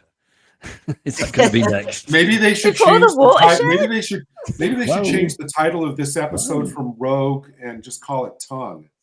Why don't they call it the Time Rogue or something? I don't know. You It's make it a probably bit is more going to fun. be some kind of love story again. Yeah. Oh. Because that's what Doctor Who's all about. Yeah. Especially in a fast forward, a rom-com, Bridgerton. Sounds just right, doesn't it? So, Do you who think, I got to wrote- ask, does anybody here on the panel think that? I've never watched Bridgerton. I have not. No, I don't have any no. interest in it. Neither Nope. have Do you I. honestly believe that they're expecting to pull in Bridgerton viewers to this show because No. of where it's set? Bridgerton is No, absolutely no. full of that activity that you. Yeah, that activity. like It's my absolutely Mina full of it. Stroker? Are they trying It's absolutely to? full of it. Are they trying to make him like James Bond? You see, when they put Rogue, all I think of is X-Men. Isn't there a rumor this is Captain Jack though? Isn't Well, there a rumor that? Oh, There's- please there's- no. There's lots I of know. rumors that Because I met about- John Barrowman, didn't I? And I told you how like annoyed Yeah. he seemed because I said, you know, I'd love to see you come back, and he said, well, it's not up to me, and I said, well, I wish it was. Yeah. I have an awful feeling. Well, Well- I doubt it, but I hope not, because that. Well, What's your feeling? Well, no, I mean, I had to pop out for a second, but I was listening to what you guys were saying, and we know what this story is going to be. I'm not Yeah, going to it's gonna watch be it. 'Cause snog. I can't be bothered. But you see, hold on. Well, those who are watching, Rogue is not necessarily who he appears to be when you meet him. Now, so you've got an enigmatic character set up, yeah. It's going to be, and this is the problem when the way this current iteration want to do it is. It's only got 3 stars of Radio Times. They've been doing a lot of 3 stars. Yeah. And notice it says Fun Regency Romp. Now, I don't know, that's getting my English triggers going, which is when you say something's a romp, it's like Carry On Henry. You know, and you just Don't carry on's miles better than this. No, but that's my Brendan, point. go back to the previous screen, please. Let's talk about you. I and would think me. what's triggering in this is not Regency romp, but that phrase meet his match, which you can take 2 different ways. Yeah, you could. People have talked about whether the Rogue is a future Doctor. People have said whether he's Captain Jack. People have said whether he's the Master. People have said, is he the boss? I mean, basically, there's a list. You know, it's one of those. But and as there's a bit more in the tease that it's said that this character really does challenge the Doctor in ways he's never been challenged before. So whether they do I end keep up being in told that every week. They say that every week. I know, but let's just stick. Mysterious Bounty Hunter is about to change the Doctor's life forever. And then just to give you the tasters for us to kind of discuss and feel our way through it, let me just show you. Yes. Can I ask the panel, is anybody listening? Is anybody watching this show because they're enjoying it? Or are they watching it just for this show? Because I'm watching it just for this. I'm not watching it because I'm enjoying it. I'm It does not- watching it because I don't think I could fake my way on these streams. I could bluff my way through like saying that I've watched it when I haven't. Otherwise, I wouldn't be watching this. I cover it on my channel, so I watch it for the benefit of my channel, and I give honest but fair reviews on there. Yes, I watched your Boom episode. You do? Oh, did you? Thank you. Yes. So let's get structured. So we talk about Rogue, and we're talking about the fact that if you see in the second paragraph here, it says, and this is the Radio Times, the in-house magazine, is saying it's a beautiful episode, blah blah blah. It's undeniably, looks good and all the rest of it. But they call it an episode of Doctor Who does Bridgerton. Very, like I said, it's like Carry On Doctor. The word romp, as Melanie Weston investigates, agrees with me. It worries me when anybody says in British TV critiquing something's a romp. You're going to have them in fancy dresses in historical period, and there's going to be a nice bit of fun, and it won't be too serious. And actually, the rest of the tease about this episode is it is a bit of fun before the climactic 2 episodes. So when's it been serious, this series? In Indira Varma, who owns the place, she played Susie Costello in Torchwood. So that's interesting, the fact she's come back. Interesting. Well, she's underused. She's underused. I've got a clip here, Sean. This critique, not from me, Radio Times, there it goes. Susie Costello from Torchwood, the lady you've just said, is slightly underused as the Duchess of Pemberton. She's underused. Oh, she's a good actress. Really good actress. Really dark. I hope she's the villain. Well, it says that she's that bird lady, right? Yeah. In that other picture. Yeah. They all turn into something like that. Am I wrong in thinking that, you know, that comment about, oh, it looks so good and everything? Am I wrong in thinking that, look, with the amount of money that they have from Disney, the BBC, I mean, shouldn't we be assuming it's going to look good or that it has good effects? I mean, that's like an assumption with the money. I'm not sure why that's like, oh, it looks so good, because I mean, that these days that should be a given. You know what I mean? As opposed to plucking it out and focusing on it. It's like, that's, you know, that should be something you expect anyway. Look, Mask of Mandragora, Jeremy, looked wonderful. You know, Italian Renaissance. You know, Doctor Who should do stuff like that well, and it does. But it normally works when, you know, if you set up Italian Renaissance Mask of Mandragora world, and then you go science fiction Mandragora Helix, because you can shortcut, basically. Everybody goes, oh yeah, that's Italian Renaissance, I get it, quickly, because it's so well done. So, but Bridgerton is a Netflix series. So basically, you're saying Doctor Who does a Netflix series. It's not even saying Doctor Who does a Regency, really. Yeah, well, really. Basically, they're trying to cash in on the Bridgerton success. And or do they want Netflix to pick them up after Disney dropped them like a hot potato? I mean, whether it will work or not is another matter altogether. We'll have to see that in the ratings. Well, this era of Doctor Who seems obsessed with saying Doctor Who does Black Mirror, Doctor Who does this, Doctor Who does that. It used to stand on its own. Those other shows so and so does Doctor Who. Like Bridget, they've already done this period. I don't know about Classic Who because I've never seen it, a lot of it. But they did this in The Girl in the Fireplace, one of Moffat's best shows. Yeah. That was that a two-part as well. Anyway, so was it a two-part, that one? No. Oh, sorry, was it just a single? Oh, it was great. Anyway, sorry. They've already done it. No one in 2007 or whenever it was going, oh, we're doing, you know, Pride and Prejudice, because, you know, we've had what they call these kind of things, costume dramas. You know, we've had plenty of these over the years.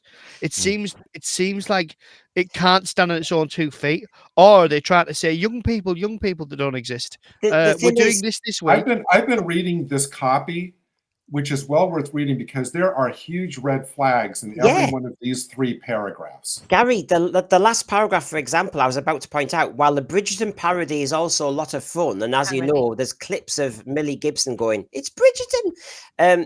It's clear to anyone. Bridgerton. Yeah, but they say the Radio Times review says it's done too much. Yeah. Now, in 45 minutes, you're going, really? Can you do something too much in 45 minutes? That's outrageous. So can you imagine if Sarah Jane in The Brain of Morbius went into the cellar and she said, "It's so like Frankenstein." Yeah, really, it's Frankie baby, Frankie baby. But Gary, was your other red flag up the top when it says this one is a little forgettable? Yeah. I mean, or in the middle paragraph, they call it the lack of a memorable monster. I mean, so we've got Bridgerton, that's definite. The monster's not very memorable. It's a forgettable story, and they mention the Bridgerton joke too much. Oh dear. And that's from the Radio Times. That's not from us, folks. It's from them saying this. Then you underuse a good character. BBC owned, though. Well, BBC owned. It used to be BBC. Then it went independent. It used to be gone back to them independent now. Is it independent now? I thought it had gone back to them. I don't know, but I'm surprised that they're saying this, because the reason why is because they've been defending Doctor Who with the ratings for the last. Yes. Well, actually, no, last one they couldn't even say anything, but for quite a few of them, they were defending Doctor Who. So I'm surprised. Can I add in a positive Pete- for this episode, Brendan? To be positive, Go on. Jonathan Groff is a hell of an actor. Like if you Yes, watch Mindhunter, yes. I've seen some of the bits he did for. I can't remember what it's called. It's a He's very stage show. good. He's He's very very good. good. He's very good with Russell Tovey in Looking, which is a HBO great gay drama, and fantastic. That's where I first saw him, actually. I didn't watch Glee and stuff like that. He's very good in that. Now, if anybody is worrying about this episode, and I think, as Gary says, there's red flags here, there, and other, there was this shot from the trailer where you saw David Tennant. Now, David Tennant has been overused, so I'm not saying, hey, you know, this could be that classic moment when somebody just scans the Doctor. We've seen it in so many stories over the years where the Daleks and Day of the Daleks, and you see clips. You know the score. The next Is Doctor. this just a moment? Is this a tease that we just see a picture of an old Doctor for a second, but they're actually not in it? It's not a hologram or anything. But you see some Doctor Who fans are going, oh, we're going to learn something. But is this where something else happens, where some people are saying, whoever's scanning him, we assume it's Rogue, Jonathan Groff's character. Is there a Time Lord connection going on here? Well, he was in Regency, wasn't he? The girl in the fireplace. Maybe that's where it's stemming from. Same time, same Captain place. Jack knew the 10th Doctor. Yeah, He did too. Yeah. So I don't know. It's on in a few hours. Peter Harrington in the chat had a great comment where he said that this season is a patchwork of other shows. Yes, that is one of all the innumerable problems going on with the show now. That may be one of the biggest. This, based on this season, this show has no identity. Yeah, it is grasping around for different genres, different formats, whether it's Bridgerton or Black Mirror or Glee, as you mentioned, with the Jinx episode, or Space Babies, that train. This show is, there's no unified identity for this show anymore. And can I also say, Gary, what Ken Parker's pointing to here, and I've been saying to Jamie a lot recently, what they say about the series to promote it is turning into white noise at this point, or is making Ken Parker angry. And I'll add to that. The issue is, right, I'm doing a stream and I'm able to find loads of pictures. Rachel's the same. You can find loads of pictures, loads of details, blah, blah, blah. I actually think it's overexposed. And I think that's white noise as well, because come on, you only need a few brain cells to go, so that he does that, then he goes there, and then I think that, and then I think that. We don't know the ending, but apart from that, I think I can see what will happen in 40 odd minutes. It's killing it. What happened to when, we had the Doctor Who magazine, there would tease us slightly, but we still didn't know the Cybermen were in Earthshock. We still didn't know much about the plot. And You Warriors of the Deep was a sexy sounding title with two sexy sounding old monsters from a good old Doctor Who.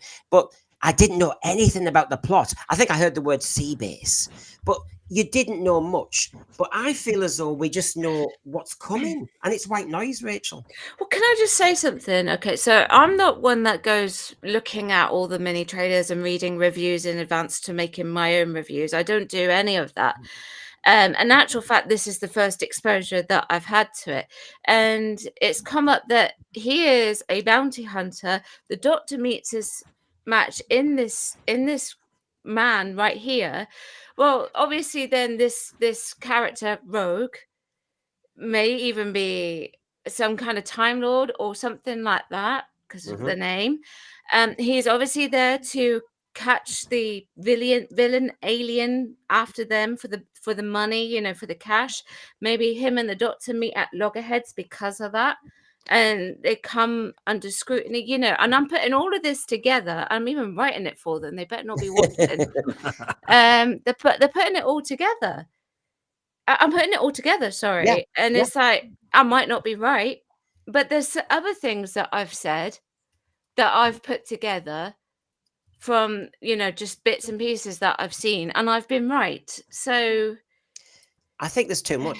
I just think there's too much. Too much, yeah. I mean, let's face it, lots of us could rewrite these scripts, really, and make them better. Yeah, because you couldn't make them worse. And I will come to Sean to finish this section before we get back to something tasty. But the reason is, Jeremy, I think, and the truth is, because when we had science fiction writing and adventure writing, the yarn could go in so many different directions. You can't really guess that there's going to be a pit of hell in episode 4 and stuff like that. Yeah. Whereas because these are soap opera writers, you know that in Coronation Street next week, somebody's got cancer. The point is how they respond, how the family, the point is soap opera writers, you tease all this, don't you? You say, oh, there's a bounty hunter in it. Somebody's going to die. Because the element of soap opera is just to enjoy the emotion of those characters. Whereas science fiction is not necessarily, it's something else. And I think RTD has just given us too much. And in the end, you wonder why bother watching it, because you've got so much stuff. It better be blooming good, therefore. Yes, very nice boots, Lord Thoth. I mean, are you? We're not cosplaying, are we? And I don't even like that phrase, cosplaying. But yes, he's got it. They're a bit. Imagine, I'm looking at them from here, a bit Tom Baker-ish in Deadly Assassin type thing. I don't know. Power of Grog. I'm looking forward to it being set in a time period, though. We haven't had that yet, this series. And I do like time period Doctor Who. Yeah. Problem is they'll just talk like Ruby and the Doctor will do what they've done for the whole series. They'll just talk like they'll just talk like 20-odd-year-olds from Sean, 24 you cared, honey. Well, there's an episode of I'll say my final point. I think there's an episode of Torchwood. I love Torchwood for better or worse. There's an episode called Kiss Kiss Bang Bang, where the guy from Buffy turns up. James Masters. Yeah, James Masters. Yeah, turns up as Captain John Hart, who's another time agent. I have a feeling that this is essentially going to be that version in Doctor Who. Possibly. I mean, I'm not saying it's a bad thing. I'm just saying that I genuinely think that's what they're going to do. Kiss, kiss, bang, bang. I mean, actually, and Melanie had a very interesting suggestion a little while ago in the chat. She says that in Captain Jack's timeline, there is a gap there where you don't know where he was, what he was doing, and this could be that gap. So that was an interesting theory. I would be I literally, I'm not kidding. I'd never watch Doctor Who again if they recast Captain Jack. You just don't do it. But the thing is, when we say Captain Jack, you're also saying the face of Bo. So you've got to be very careful that you can't. I can't see the face of Bo and Jonathan Groff being on the same spectrum at the moment. Or John Barham is. I mean, it's like, what happened? Did he have a stroke? Yeah. What happened? So Jesus, Brendan, has this Doctor Who has the writing in this series struck you as well thought out? Because it hasn't to me, so I wouldn't put anything past him at this point. You see, the 70s was all about Dr. Dot and painting by numbers, so that's all we do. See, I always wanted to know why Captain Jack became a giant head. Well, he's a big head, that's why. He is quite, isn't he? He's fabulous. I do like Captain Jack. I did find it. I think every Doctor Who fan thought, how can you jump from being this kind of cad to suddenly having a big head in a tropical fishbowl? I mean, well, even RTD admitted it was a bit of a joke, didn't he? Yeah. Yes, I mean, as Peter Harrington is saying, it's ego. It actually talks about vanity. It's kind of, you'll end up in this dodgy care home with cat nuns, and they'll drug you up and bloat your face and make you ugly. But at the end of the day, I think we all kind of know, especially with that cutesy hint from RTD. I think we all know what's inevitably coming in this episode. And at the end of the day, for me, I mean, will they kiss? I don't know, and I don't care, because for me, this show is not Doctor Who. Ncuti Gatwa is not the Doctor. In my opinion, he's a mediocre actor who's monumentally unqualified for this role, and who's playing the character as an unserious, camp, gay, non-alien to me. I know. I don't know that I'll be that bothered if they do kiss. Because Gary, I really don't want to be doing these streams after midnight, because there's a sex version of how Doctor Who's now delivered. You know what I mean? Is there a director's cut? Oh no. Yeah. Oh, you want to see the uncensored version of the puppets? It's disgraceful. Oh, after the no, we don't. After the last 5 minutes of Dot After the And last then 5 minutes, everybody remember to stay tuned for what is that after show, Doctor Who Unhinged, Yeah. whatever they call it. For I'm sure some really kind of saucy behind the scenes of this episode. It's on I there. mean, after the Right. last 5 minutes of Dot and Bubble, when they jettisoned, they've never even heard of nuance. It's not going to be subtle, is it? So I might have to watch it just to see how bad it can go. To be Right. honest. Okay, right. All right. Cue segment. Everybody in the thread, get warmed up now. You need to start telling me your favorite master story. Yeah, all that stuff. But for now, for a few minutes, we're just going to give you a quick update on where we all stand in our current little new Who.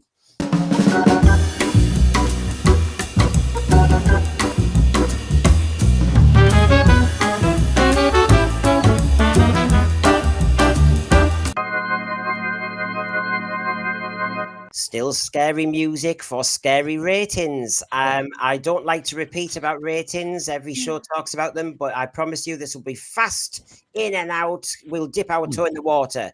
A lot of everybody in fandom will have seen the left-hand side. I'm not pretending I'm anybody different. I will just remind everybody, though, just in case they didn't notice, when we keep looking at these figures, that when you jump from the middle column to the end column, you jump in, it looks like around 300,000 on average. And all that is the total of iPlayer views. 300,000. Is that it? Think about it. That's your +4. Episode 1, 3.7 to 4, 3.6 to 3.9. Go down that. Yeah. They're only this great streaming on iPlayer is only getting 300,000 with this big hitter series.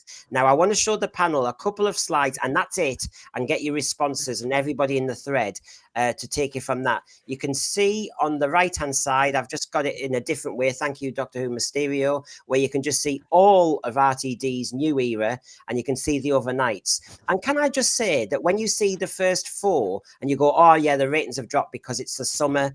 What summer? If you're not in Britain, there hasn't been a summer yet. So the weather we've got here now and have been having for now 6 months, it's not too different to what it was for the first 4, So I don't know what the big excuse is about the weather, because I haven't seen the weather change yet. So there's that element. But on top of that, can I just show you this? Gary, for example, in America might go, what the hell is he talking about? There's the latest overnight, consolidated for 73 yards. You've got Red Eye in the middle that got 6.87. But can I just introduce you all to 4.8 million for the Great British Sewing Bee? When's that on? I'll watch that. Well, it's been on before. It's decent, it's all right.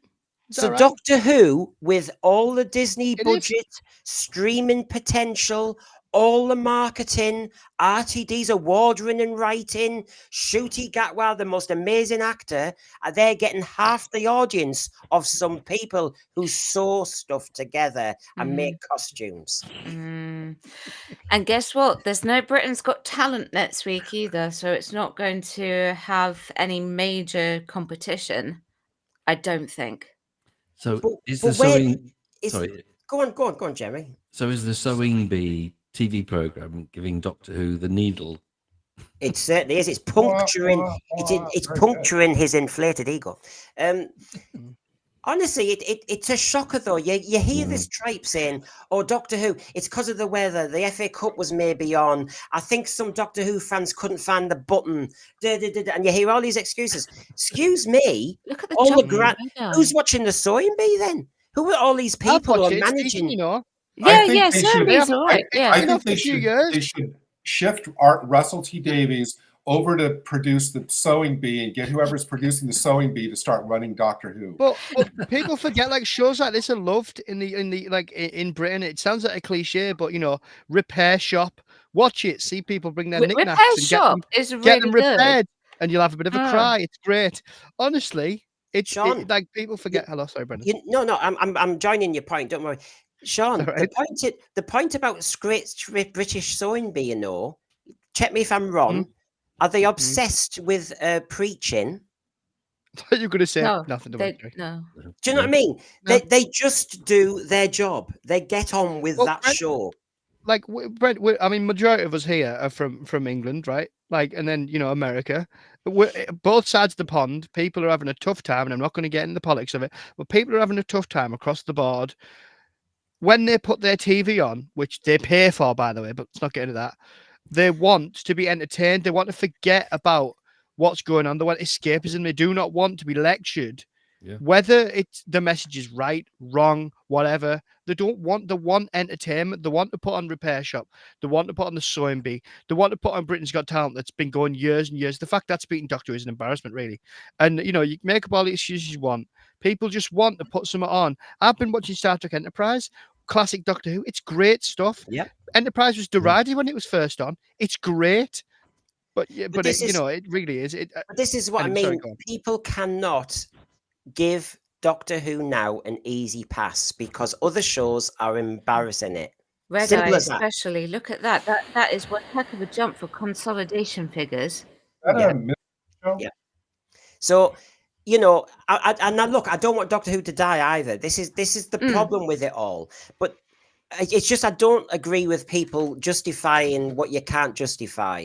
And I have to say, RTD has written some great stuff for TV over the years. Everybody's done good stuff. I'm not saying he's there for the wrong reasons, but you've got to be honest and say, listen, nobody is above criticism. Nobody is perfect. And this era, I'm sorry, it isn't working. And the fact that there's 2 seasons in the bank is the biggest worry of all. And my last slide before we enjoy talking about the Master is this one from Gary Lee. Thank you, Gary. Please go to his Facebook because you get all this data. But basically, he's updated us on Dot and Bubble. So 164,000 have streamed overnight. Remember, I was showing you the figures for the week is 300,000 on average for all of them. So it doesn't really follow on from there. It sounds like a fairly reasonable start, but then after that, no good. But then he obviously gives loads of updates on Disney. And he says, well, I'll read this quickly. Disney Who, a busted flush. After less than a week, Dot and Bubble features in only one region's top 10 shows, 8th in Haiti, and never going above 7th in the combined top 10s. But then he says something, Gary, I'm not quite sure about. But more importantly, it's a crude points tally after 1 week as a paltry 3, based on Disney Plus's own internal rating system, compared with the Acolyte, which after 2 days is 638 and still in top. What's this all about, Gary? I honestly don't know kind of what metric they're using. I mean, clearly, the Acolyte is the kind of like talk of YouTube and social media because of how it's kind of crashing. So I don't know. I mean, are they talking views, or it says an internal rating system? Is that a way that Disney keeps track of like what shows are getting what views? I don't know. Yeah, so it's just a question, and Gary, obviously he thinks there's some measure that is proven that in his case, you can see in this bottom thing there, and he has been very critical of Doctor Who, but he's saying he can't see why they'd renew it based on his hunch of what he's seen so far. Yes. But there you This go. is What do you think? I don't know. They put money towards the Acolyte, and the Acolyte is bombing. It is bombing real bad. It's like scoring like 31% on Rotten Tomatoes at the moment, or Rotten Tomatoes, whichever you say.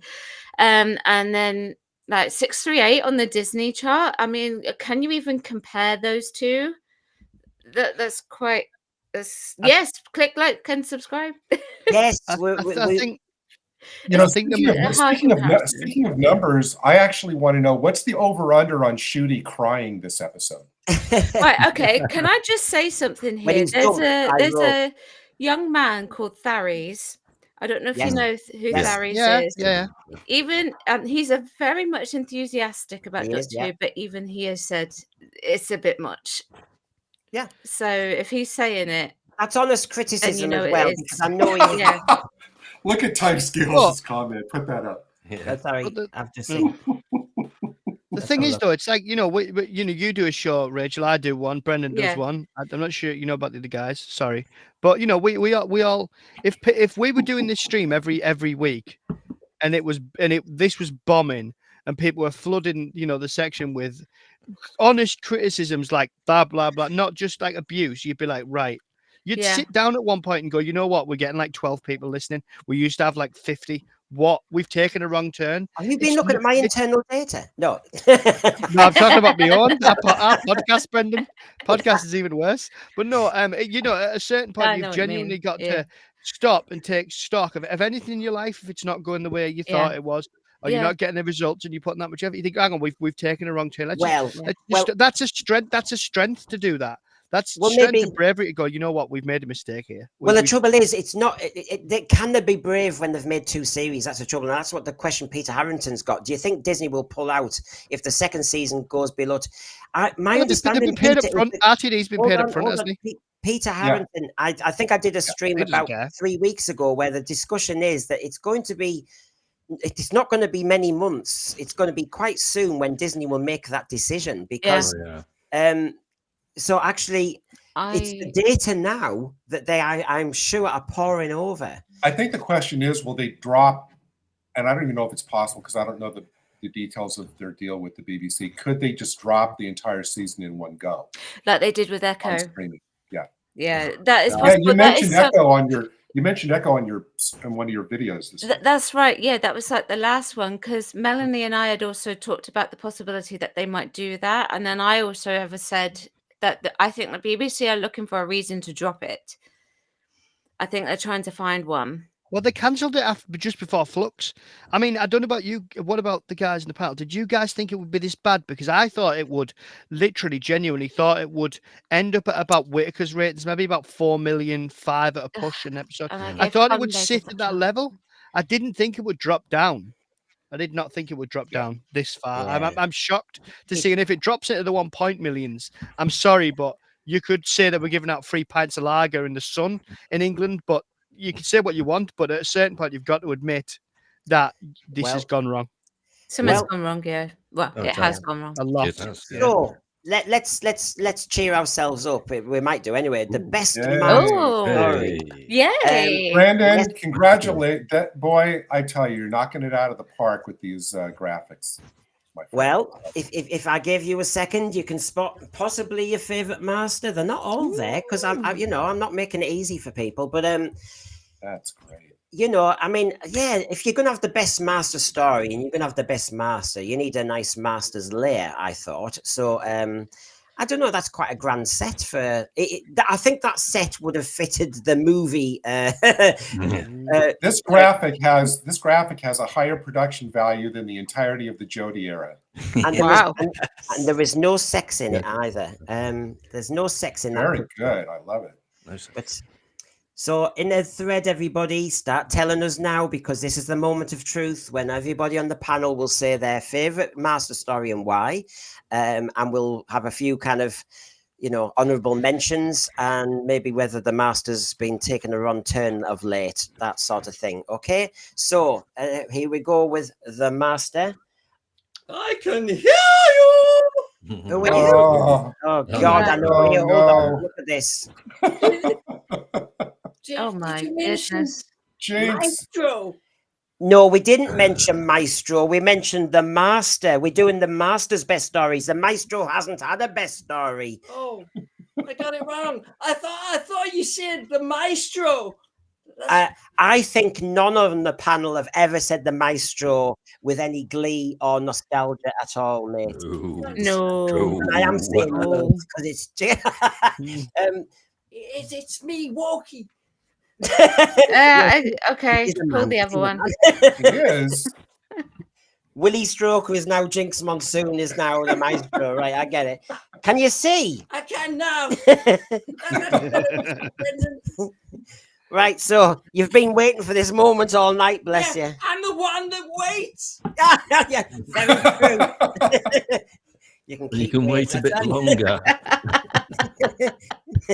The one who waited too long and went off. You forgot to do your pin curls.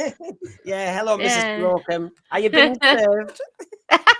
And he doesn't even have to crawl out of a piano. Oh, God. No. So, everybody in the thread, would you prefer this Maestro or would you prefer... Yes. Hyacinth You've got the job. Yes. Ayo! You have a small Yeah. piano prop. What are you saying, Sean? You've got a devil's card, all right. Brendan, is that your Bye. daddy? Sorry, Yeah, that's hit a terrible, another that's bum a terrible note. joke. Off you go. See you then. No. A bum note. So, Nice. just to remind everybody where we were, your favourite or your best, who cares on the wording, master story. So, I will start straight away going, bum. Right, okay, Gary. Straight, I'm sorry. Okay. My favorite, and of course, it's very hard because there's so many excellent ones. My favorite master story is The Mind of Evil. I love this story. I've always loved this story. Written by Don Houghton. The only other story that he wrote for Classic Who is my favorite story of all time, Inferno. And this is from season 8, John Pertwee's second story. It's a very adult, violent story. It actually more belongs with the harder edged season 7. I'll focus on the master in this. The master is great. He's like a mafia boss in this story. He drives around in a chauffeur-driven black limo. Yeah. But the reason I like this story, I will just focus on the master element of it, is I think this is the master's most bonkers, complicated plan ever, which actually might have worked, but it was just undone by kind of a crucial miscalculation. So his plan in this story is that, okay, for about a year between stories, he masquerades as this world-renowned psychiatrist to establish his credentials, but his ultimate plan is to use an alien mind parasite to take over control of a prison, to recruit the convicts as his army with the help of a hypnotized female Chinese delegate.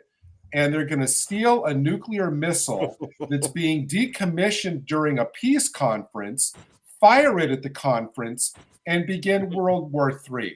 Now, if that's not the most overly complex plan. Gary, can I commission that for a 45-minute episode? Don't write it for them. Don't write it for them. I mean, I don't even know that Dr. Evil would attempt a plan that overly complex. But really, I mean, he really is a James Bond villain in this. Like I said, he drives around in the chauffeur-driven limo.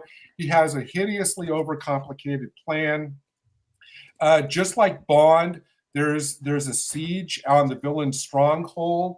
There's a scene where the master explains his entire plan to the doctor. So that's right out of James Bond. Yeah. And honestly, it would have worked, except this miscalculation that he loses control of the mind parasite, which starts teleporting around the prison at random, killing people. But you really do actually find out a lot about the master in this one. In the intriguing relationship with the doctor, where at one point when the doctor's one of his heart stops, the master's kind of like in fear and actually has to restart the doctor's heart. We find that the master's greatest fear at one point where the mind parasite attacks him, the master's greatest fear is the doctor laughing at him, which says a lot about the master in this scene right there, which says a lot about the master and their relationship. There's a flip side of this scene in The Time Monster where the doctor dreams of the master lording it over him and laughing. But it just shows you that the master likes to play the long game in setting up his plans. This is just a wonderful story with great set pieces. There's a great set piece with the missile hijack of the Thunderbolt rocket, which was actually a real one that was supplied to the show by the RAF. This great storming of the castle of the prison, by the brig and his. This is just a wonderful story that I just love to bits. Yes, I remember the first. I'd never seen it. I'd read the book. It's the classic version round, and I remember really enjoying it because it's. I think it's very hard for a Doctor Who series to deliver after some of us have read the book first, because by God, those books were well written. They're good stories, and then to see how they were executed on screen is a hell of a challenge for them. And I think Mind of Evil was one of those I personally felt, Gary, did deliver on that one. And the reason is the master is quite, you know, he does the disguise, I won't repeat what you've just said, but he is quite ruthless. And you see, this was Delgado for quite a while, because remember, they give him a lifespan, didn't they? I mean, they wanted to kill him off in Planet of the Daleks. That was it, wasn't it? They decided that was that lifespan. Oh, in the original version of Pertwee's finale, yes, that was the plan. Yeah. They didn't think he was going to end up being a gold tooth, and he was going to end up being Ashes in the movie, and he was going to do all these other things. He had a time span. And Roger Delgado, the character, as you know, was picked and written around Roger Delgado. Yes, we all know it was based on the Sherlock Holmes Moriarty, but it was the Roger Delgado version that they went for. And so, of course, he comes across as ruthless. As a kid, and I was tiny, God, he scared me. So, yes, the Mind of Evil, I can see what you mean. Anyone else got a thought on this one before I bring in the thread, before I introduce the next one?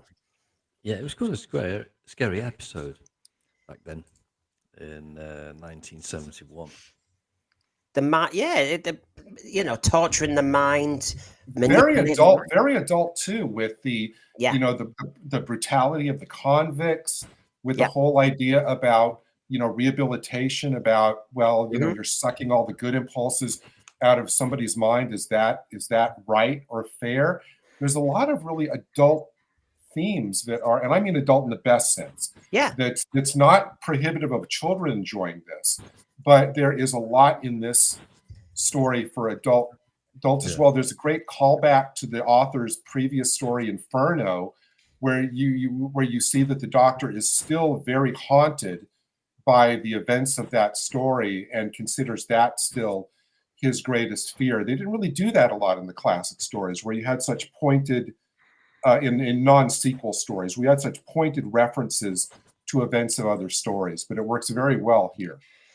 After talking about Bridgerton and Doctor Who does this is Doctor Who does One Flew Over the Cuckoo's Nest with real edge, and with Nurse Ratched as in the guise of the Master. I mean, this is really, I have to say, you have to remind yourself, this is Saturday tea time.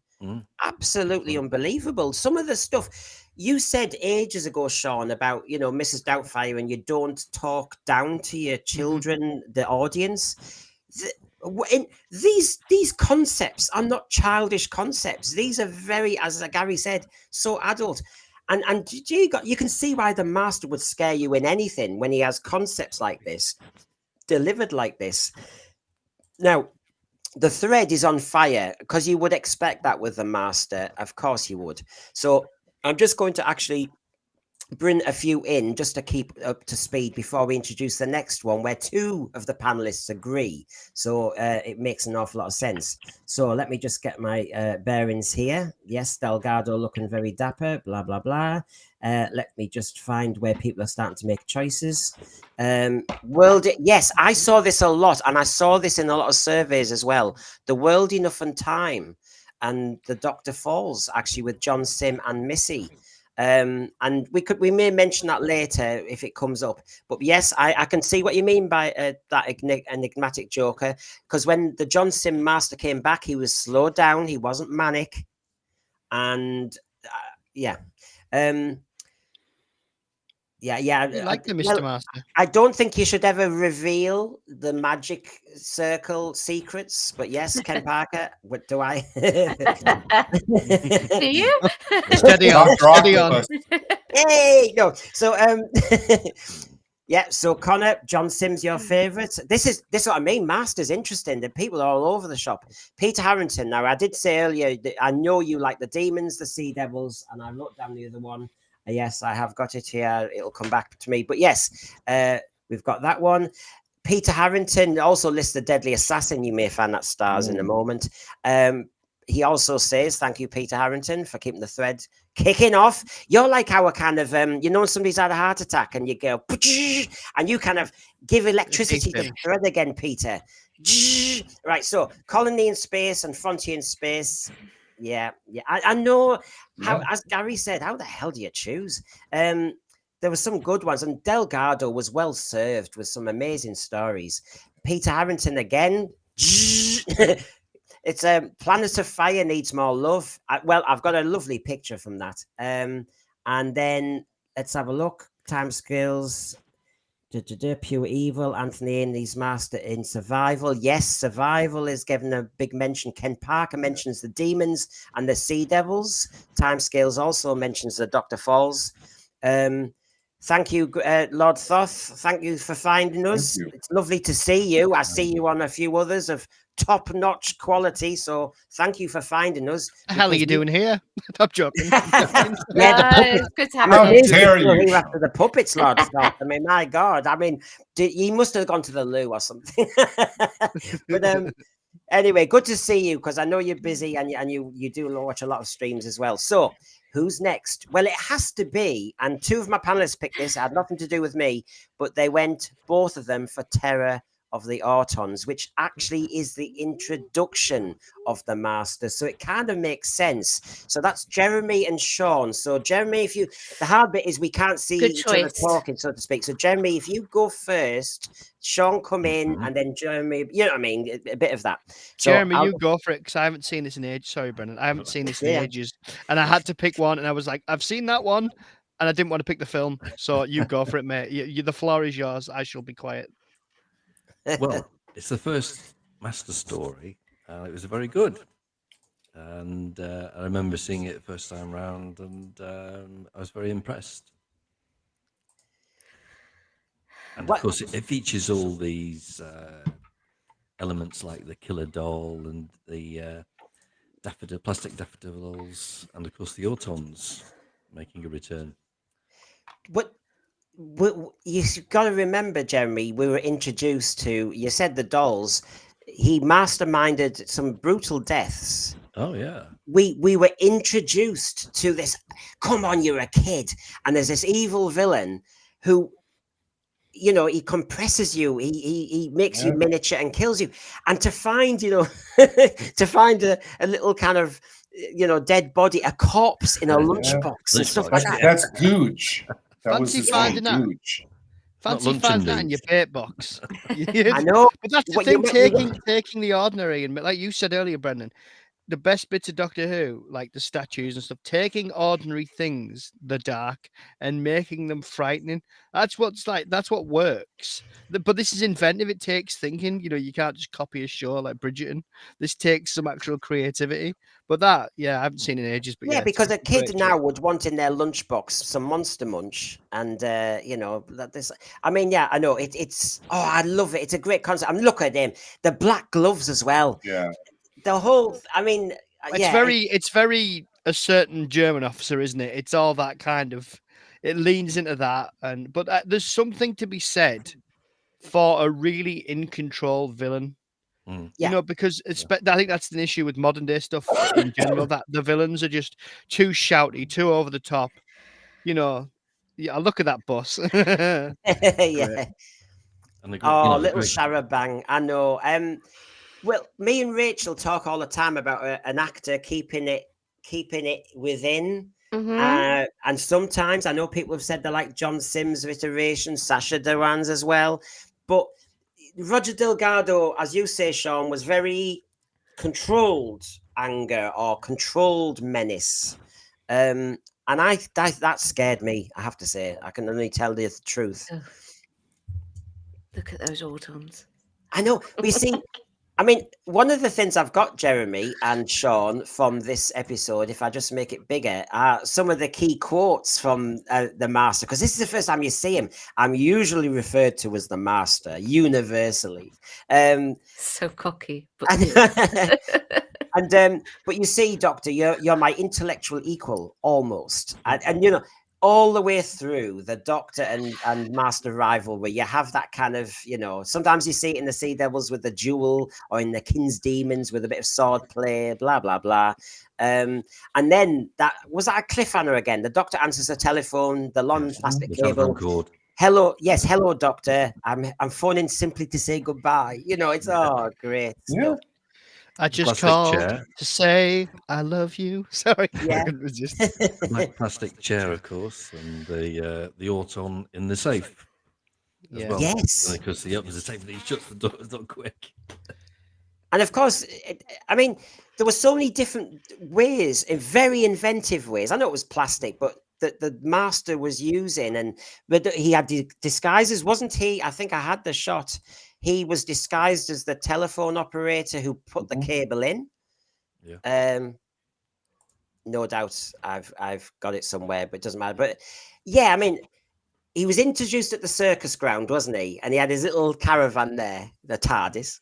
The horse box, wasn't it? Oh, sorry, it might be a Horse horse box, Horse you box, know. yeah. Yeah. Lots of gypsies round here. I get mixed up. And I like, So, I like but, the bit where he clicks his fingers like that. and of course, the music. Everybody goes on about the incidental music, which was his signature tune, so to speak. After that, Now. yeah, and as Super John, hello, Super John, the master's hypnosis with his eyes. You will obey me. You know, that kind of thing. He had good eyes, Roger Delgado. Anyway, yeah, I mean, look at that. I mean, there's particularly that bottom one there. Come on, you're aged 5, 6, or 7. He means business. He doesn't have to do a dance routine on Abbey Road. He doesn't have to say there's a twist at the end of the show. He doesn't have to do a kind of skeletal John Sim version and bounce from one rubbish pile to another. His eyes, his acting, and his delivery of the lines is enough. I did think that John Sim I quite liked it. It was a little bit. I did prefer him when he first appeared. You know, when he was more the prime minister and he had that kind of suave, slimy kind of way about him. Like I really enjoyed that. Because the reveal that he was the prime minister was great, and especially when you see across the series with vote for Saxon, and that even turned up in Torchwood. So back then they used to do so good. Even Well, what you're anyway. saying, Sean, and this is why we say the sense sphere doesn't want to agree with each other all the time. So you're making a shout out for new series Master, and so is Connor Medlin. I gotta say, I prefer the new series takes on the Master. We get enough series villains come and go, so to have more bonkers Master stands out amongst other villains. The interesting thing, I disagree. I mean, we can disagree and still get on, of course, but because Connor, I always think. But he was the first proper, real, repeat villain in Doctor Who. Yeah. Yes, we may have had too many now, but I would always argue that the Master was sometimes overused. There was a bit in the Peter Davison period, and there was a bit, I think, in the Unit period too. Yeah. But apart from that, you don't get many repeat villains. I mean, people are shouting out for repeat villains. If you take the Master out of the equation, everyone's going, the Rani, bring the Rani back. Yeah. And if it's not the Rani, it's the meddling monk. If it's not the meddling monk, it's an Omega. You know, it's the same villains, isn't it? But anyway, it's a good shout out, Terror of the Autons. You can go on about it forever, the different deaths or anything. But does anyone want to say anything extra in the thread or on the panel about Terror of the Autons before we choose another one? If you have plastic dolls at home, keep them away from your radiator. Yeah, or keep them away from your window, because I've got all the Eagle Moss stuff there, and then I had the window open the other day, and instead of sun, the wind blew, and poor Perry from the Two Doctors is in 3 parts. She's beheaded. What, she didn't no. It's brutal stuff in my house, I tell you. So, death everywhere. So, death Jesus, to that. Brendan. Well, I'm looking at them. You can't see what I can see. The puppets are on the floor on top of each other, knackered. Looks like an orgy of puppets. So That's okay. It's after the watershed. It's after the watershed. What's in that? I just want to ask, what's in that flask? What's in that flask, Brendan? This time I get changes. No. So where are we next? Welcome So, to the Sensphere After Dark. Yeah, Can I just say one thing? Yeah, of course I you mean, can. looking back on that story, how powerful it was when you consider. I mean, all the elements of that were in there for a tea time, for a kid show or a family show. It's kind of very amazing they managed to get away with it. I can see why Look, if everyone hears what I fully say, I can see why there were complaints, and I also am glad that the complaints were not upheld, you know. But yeah, people would complain, of course they would. There's always whinge pots over everything. So the next one, Rachel. Hello, Rachel. Hello. Rachel. And I'm going to flash up. Excuse me. The Sea Ooh. Devils. Oh. Yeah. Sorry, I had a bit of an echo on my mic. I'm just. Is it echoing? No. We're good. We're good. No, no. Okay. We're good. Yeah, I had a bit of an echo coming through. So the Sea Devils. So here's the thing. I don't actually have a favorite master story, and I was torn between giving you the Keeper of Traken and this one. However, I talked about Keeper of Traken last week. And for Keeper of the Traken, it's literally just the ending, transition Jeffrey Beavers into Anthony Ainley. Brilliant. But this one is fantastic, not because of the story, but because of the fact that Roger Delgado spends at least 50 to 60% of the episode in one room. Mhm. Yeah. And his performances are very understated, very calm, very cool, very collected a lot of the time. And I just think that being locked in this one room gave him chance to emanate his power, and you'd be like, what is he up to? What is he doing? And I hope he's that's all he was always emanating in gone that one into- room. Oh yeah. No, but his power in that scene, in those scenes where he's in that one room, are just like Yeah.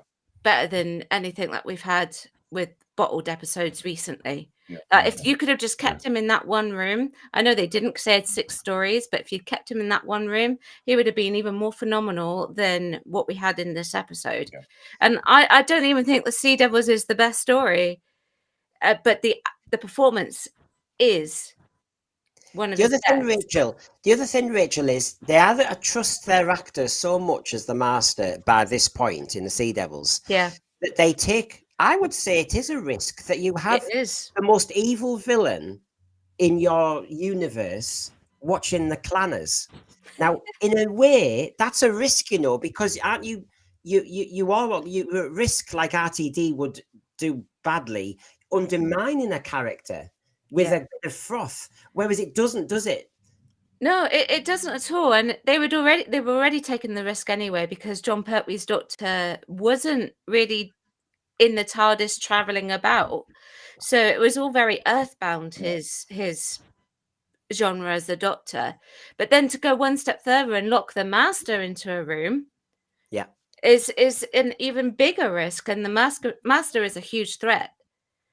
And we know that the Master throughout all those scenes has the power in those scenes, even when the Right. Doctor believes that he's like all, all sort of like calm and behaving himself, quote unquote. But we know he's got the power. Yeah. I want to know what Rachel This thought of the thing. sword fight in this episode. It's brilliant. Yeah. And they confine it to like one space, don't they? They come out of the room briefly, go around, loop round, and then go back in the room. Did you like? Was the doctor, right, who grabs the sandwich and takes a bite? It was Yeah, so yeah, yeah. funny, yeah. And he was just like, Rachel, yeah, well, you better eat. Rachel, how do you Yeah. compare that sword fight between the Master and the Doctor in the Sea Devils in how they delivered their rivalry, cheek, menace to the King's Demons? I don't think I've seen the King's Demons. Have you not seen that one? I don't think so. Everybody knows what I'm talking about, don't they? Regarding Peter Davison up and down the stairs. I've At that seen that point, one. But the swords were a bit more heavier, weren't they? These were yeah, the The one in the swords Sea than Devils people. had You know, way more panache yeah. than the. Good word. I've just realised, Rachel, haven't you seen said all of the that. Pete Davidsons. I just realised, Rachel, obviously, because I've not seen most of Classic Who. When you said, and Brennan said that the Master was seen watching the Clangers, I've just realised it sparked a memory in my head, and I thought, oh, that rings a bell. I'm sure in The Sound of Drums, or the one before The Sound of Drums, the Master is watching, I think it's the Teletubbies, and he makes like might a be. comment or something. That's a nice Yeah. throwback. I didn't realise that Yeah. before. Yeah, and I've forgotten that, and that's why it's nice. It's nice to have a panel of different experiences because that's the truth. Yeah, that it'll have been a nice callback. I'll have appreciated it at the time, but I've forgotten it now. Yeah, very Yeah, much so. but it's the performance in the Sea Devils that is my favorite performance of Delgado. Yeah. And Do you know how what, great does he look in that naval uniform? Yes. Well, I was going to agree with Rachel also because it's that moment to me. I mean, there's so many famous moments in Doctor Who as a kid you remember, but I remember him. He's on a hill or something there, and I remember as a kid, he's looking down. I think this is when he's trapped the Doctor on the beach with the mine. Yeah. And so the Doctor's stuck. And of course, there's two famous moments to me as a kid of the Master. One on this hilltop trapping the Doctor, and on the hilltop in Frontier in Space, when they're surrounded again in below, and they're cornered with the Draconians and everybody. And Isn't that interesting? and because he says, "I've got some friends with me," and a Dalek appears. I brought some old friends. Brendan, for you. that's really interesting that we've both just got this like distinct thing that made us pinpoint something. That mine's like him sitting alone in that room and having the complete power and control in that scene.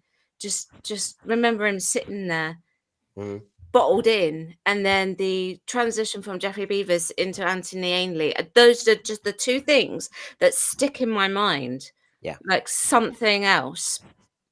Oh, brilliant. I wonder how memorable. Just before we move on, I wonder how memorable the actual Master would have been if it was allowed to have been finished. And would it have been left finished as Barry Letts and Terence Dicks planned at the end of the 12-parter Frontier in Space and Planet of the Daleks if poor Roger Delgado had lived and they'd had been able to actually conclude the Master's kind of storyline? I wonder if that would have been, I mean, clearly, I don't think they went so far as having like a script written or whatever. But clearly, Roger Delgado said that he was kind of feeling the need to kind of move on because everybody was identifying him only as the Master. Yeah. And I think at this point they knew that, I don't know if they knew, the chronology always confuses me because I know that one of the reasons that sparked John Pertwee kind of being ready to go is Katie Manning departed, Roger Delgado had tragically been killed, and that just kind of let Pertwee know that it was kind of time to kind of hang it up. But I know that at the end of season 11, Barry Letts had told Roger Delgado, it's like, okay, I get you want to move on, but how about having a final story where it's the final confrontation with the Master and the Doctor, and the Master dies. It can be looked at, says maybe did he die trying to save the Doctor or whatever, so you never know. And it would clarify what their relationship was. Were they brothers? Whatever. And they even knew the name of that story was going to be called The Final Game.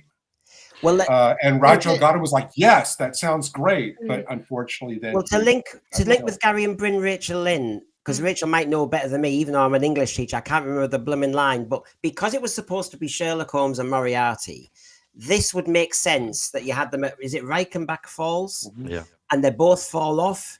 And so, everything you've asked Gary there might have been sorted, or a little mystery at the end before something happens, the final confrontation. We almost felt a bit like that with Survival.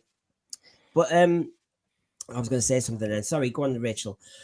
Obviously we lost Roger at the wrong time because his story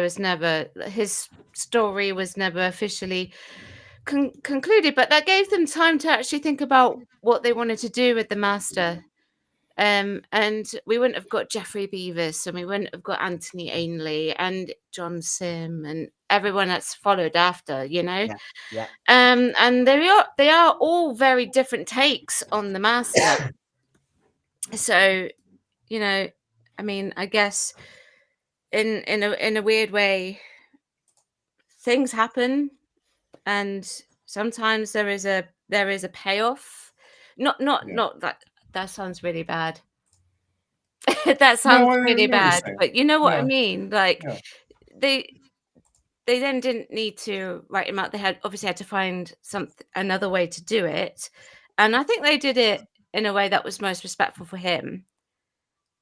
Yeah, and I'll be honest with you, by referencing the Moriarty Sherlock Holmes Reichenbach Falls, Moriarty came back anyway after that. So it's not as if it has to be the final, but they needed to draw a line out of respect for the actor. Yeah. And to be honest, RTD and Moffat have said that about certain actors they've had, that they wanted to do a decent finish for them and all the rest of it. Yeah, I think you do that for somebody you respect and has served you well. Now, I'll just bring in the thread for a moment because we've got Derek. I mean, I love Derek Jacobi's in Utopia. Yes. And the big loss was that he was only in it for what? Well, as the master for about 8 minutes or whatever, or less than that. I'd love to see an entire episode of him doing the master before John Sim took over. John Sim was a big draw then, though, wasn't he? He'd done Life on Mars and he was pretty big, but I love that. Killed by an insect. How inappropriate. Oh, yeah. So good. Oh, it's so smarmy. He that reveal as well amazing. when he shoots her. Yeah. You got John Hurt as the War Doctor, and you think, you've got Derek Jacobi as the master. You've got him. He's in post. Make it a two-parter. They could have done that, and and John Sim was. I know not everybody loves John Sim, but as a contrast to Derek Jacobi, he would have been a great contrast. Oh, well, I mean, it was such a dramatic change, wasn't it? Because I loved Derek Jacobi, class actor, as you know. He'd played this bumbling Professor Yana, and then You Are Not Alone. And then suddenly, that bit as well. But then, I mean, RTD does some good stuff, doesn't he? We've got to say that. But what the hell happened? What happened to you? But the thing is, when you had him turn from the bumbling professor and his face changes, and holding that power, the electric lead, and his eyes, you've already just said the line that, and wow. Please. You could tell he was having fun. And he spits his lines with venom as well, like you with your chans and your those. And it's great. It's honestly I know I was like a teenage, like a young teenager, 12, 13, when these were coming out. And honestly, it needs to be said that Russell T Davies' original run gave me some of the best, I used to wait week on week for that. Well, and I thought if you can get anywhere near that, if you can get halfway there, I'm with you. But this is anyway, it gave me such great moments. Well, so I'm going to say that. Well, this was my. I mean, it is hard. It is hard to pick a good, the best master story, and we can all disagree, and it's fun. We're Whovians after all. But if you're going to really play this game as we are, and if you play the other game as well of clicking on the button, you little devils there, the Deadly Assassin. Yeah. I have to say, I was engrossed. I was about 8. I was engrossed. It was adult. It was not talking down to me. Episode 3 was a challenge to me as an 8-year-old because you were taken into the whole Matrix world. It seemed to be like old movies with railway lines and everything. The Master wasn't really seen. And I'd seen bits of the Master as Roger Delgado as a kid, but I didn't really know him as the Master, if you get my gist. I'd seen pockets of him. The real Master introduction for me was the burnt corpse, and that scared me. That the voice. Is this Peter Pratt? This one, or is this Jeffrey Beavers? It's Peter Pratt. Yeah, Peter Pratt. His voice, predictable as ever. The eyes. Oh my God, his eyes. I mean, they toned it down for the Jeffrey Beavers in Keeper of Track and the mask. I'm nothing against Jeffrey Beavers. It was just they changed it. This was body horror, and him creeping around, and you had all the the TV camera up there with the little Action Man doll. The cameraman had been. Oh my God, this had everything, and it was very Phantom of the Opera, wasn't it? Because basically, you had that organic kind of sound. And then, of course, he's always lurking in the shadows. You see, this and Talons of Wen Chian are quite similar in some aspects of that Phantom of the Opera thing. I mean, you never saw the master all the time. You just saw him scurrying, or you saw him just whispering in that horrible, withering voice. My God, I could go on forever, but I've got to be fair to the panel because we all just say which ones we liked. The fact that they had the body horror and he was the master at the end and he was desperate. Wow. And he had so much mental power that he could take the Doctor into this other world and just bully him slowly. Oh my God, it was just fab. It's great. Yeah. See, There we you are go. Doctor Who fans. The Yes. negative people out there who think you just want to come on the internet and Yeah. moan. No, we don't. Actually, We care. We're passionate about it. That's why it hurts. Roger Delgado would not have worked with Tom Baker's Doctor, but this kind of grand guignol type of desiccated master was perfect for the tone of Hinchcliffe. Who the line that stands out for me is where, and it's not only the mask, Brendan. What I remember most is the hands, the almost kind of the blistered, burnt hands. And the master says something like, I think he says it to the cardinal who's working with him. He says, like, all I have left now is my hate. How else do you think I could stand this pain? And you see his hand. And you realize, yeah, he must be in constant agony. And he says, my hate is the only thing that's keeping me going. Yeah. And that was like, wow, that's just fantastic. Yeah, because words create pictures. Doctor Who can't afford budget all the time. And this actually is done quite cheaply, to be quite honest. But the words, the dialogue from Robert Holmes, given to good actors, and you've just done a really good line there, Gary, of that.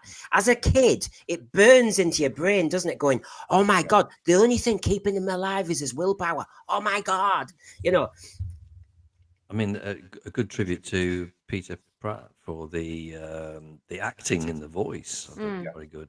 I mean, there's lots of venom in that voice from the master as the character. I thought it was very good. Oh yeah. Quite chilling.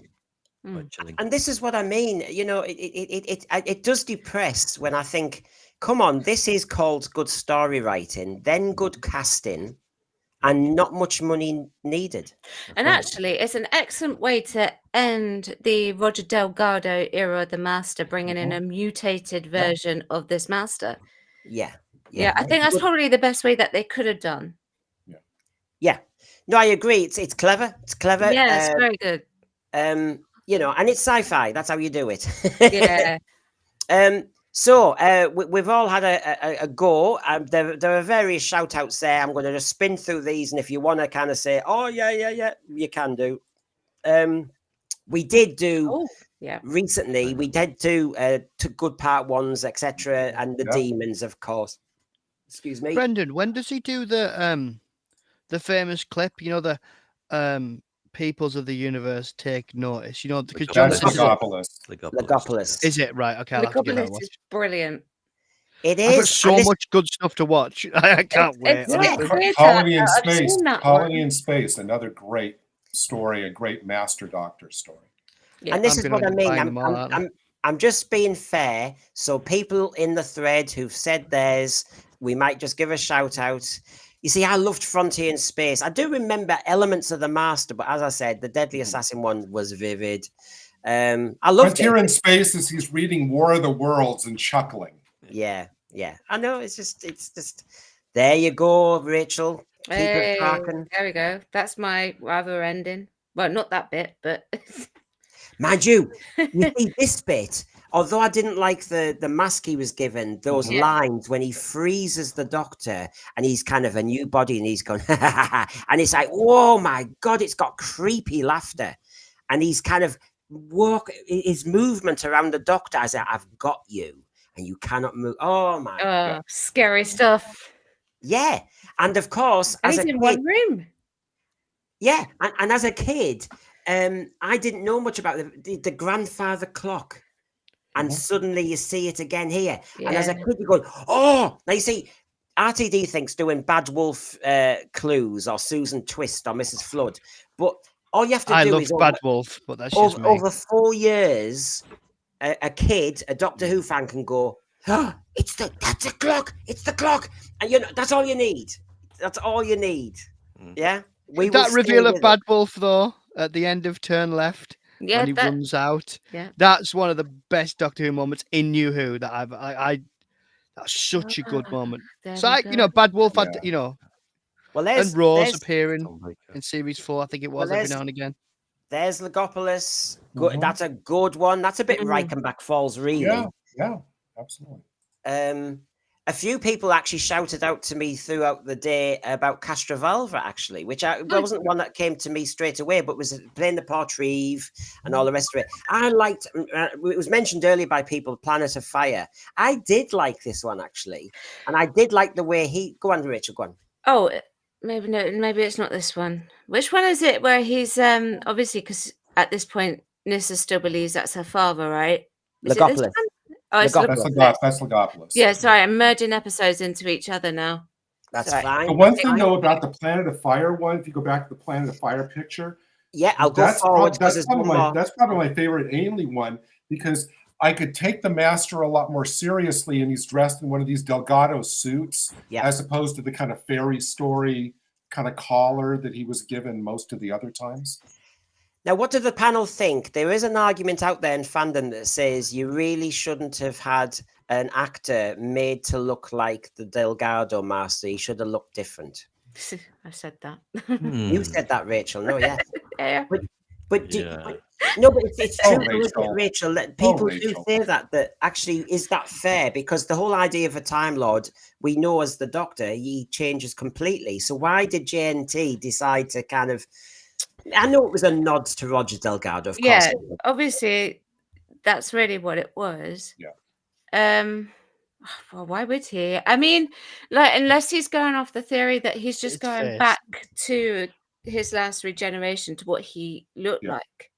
That's the only thing I could probably draw it to. And the Anthony Ainley made it his own anyway, so he just worked with what he was asked to do.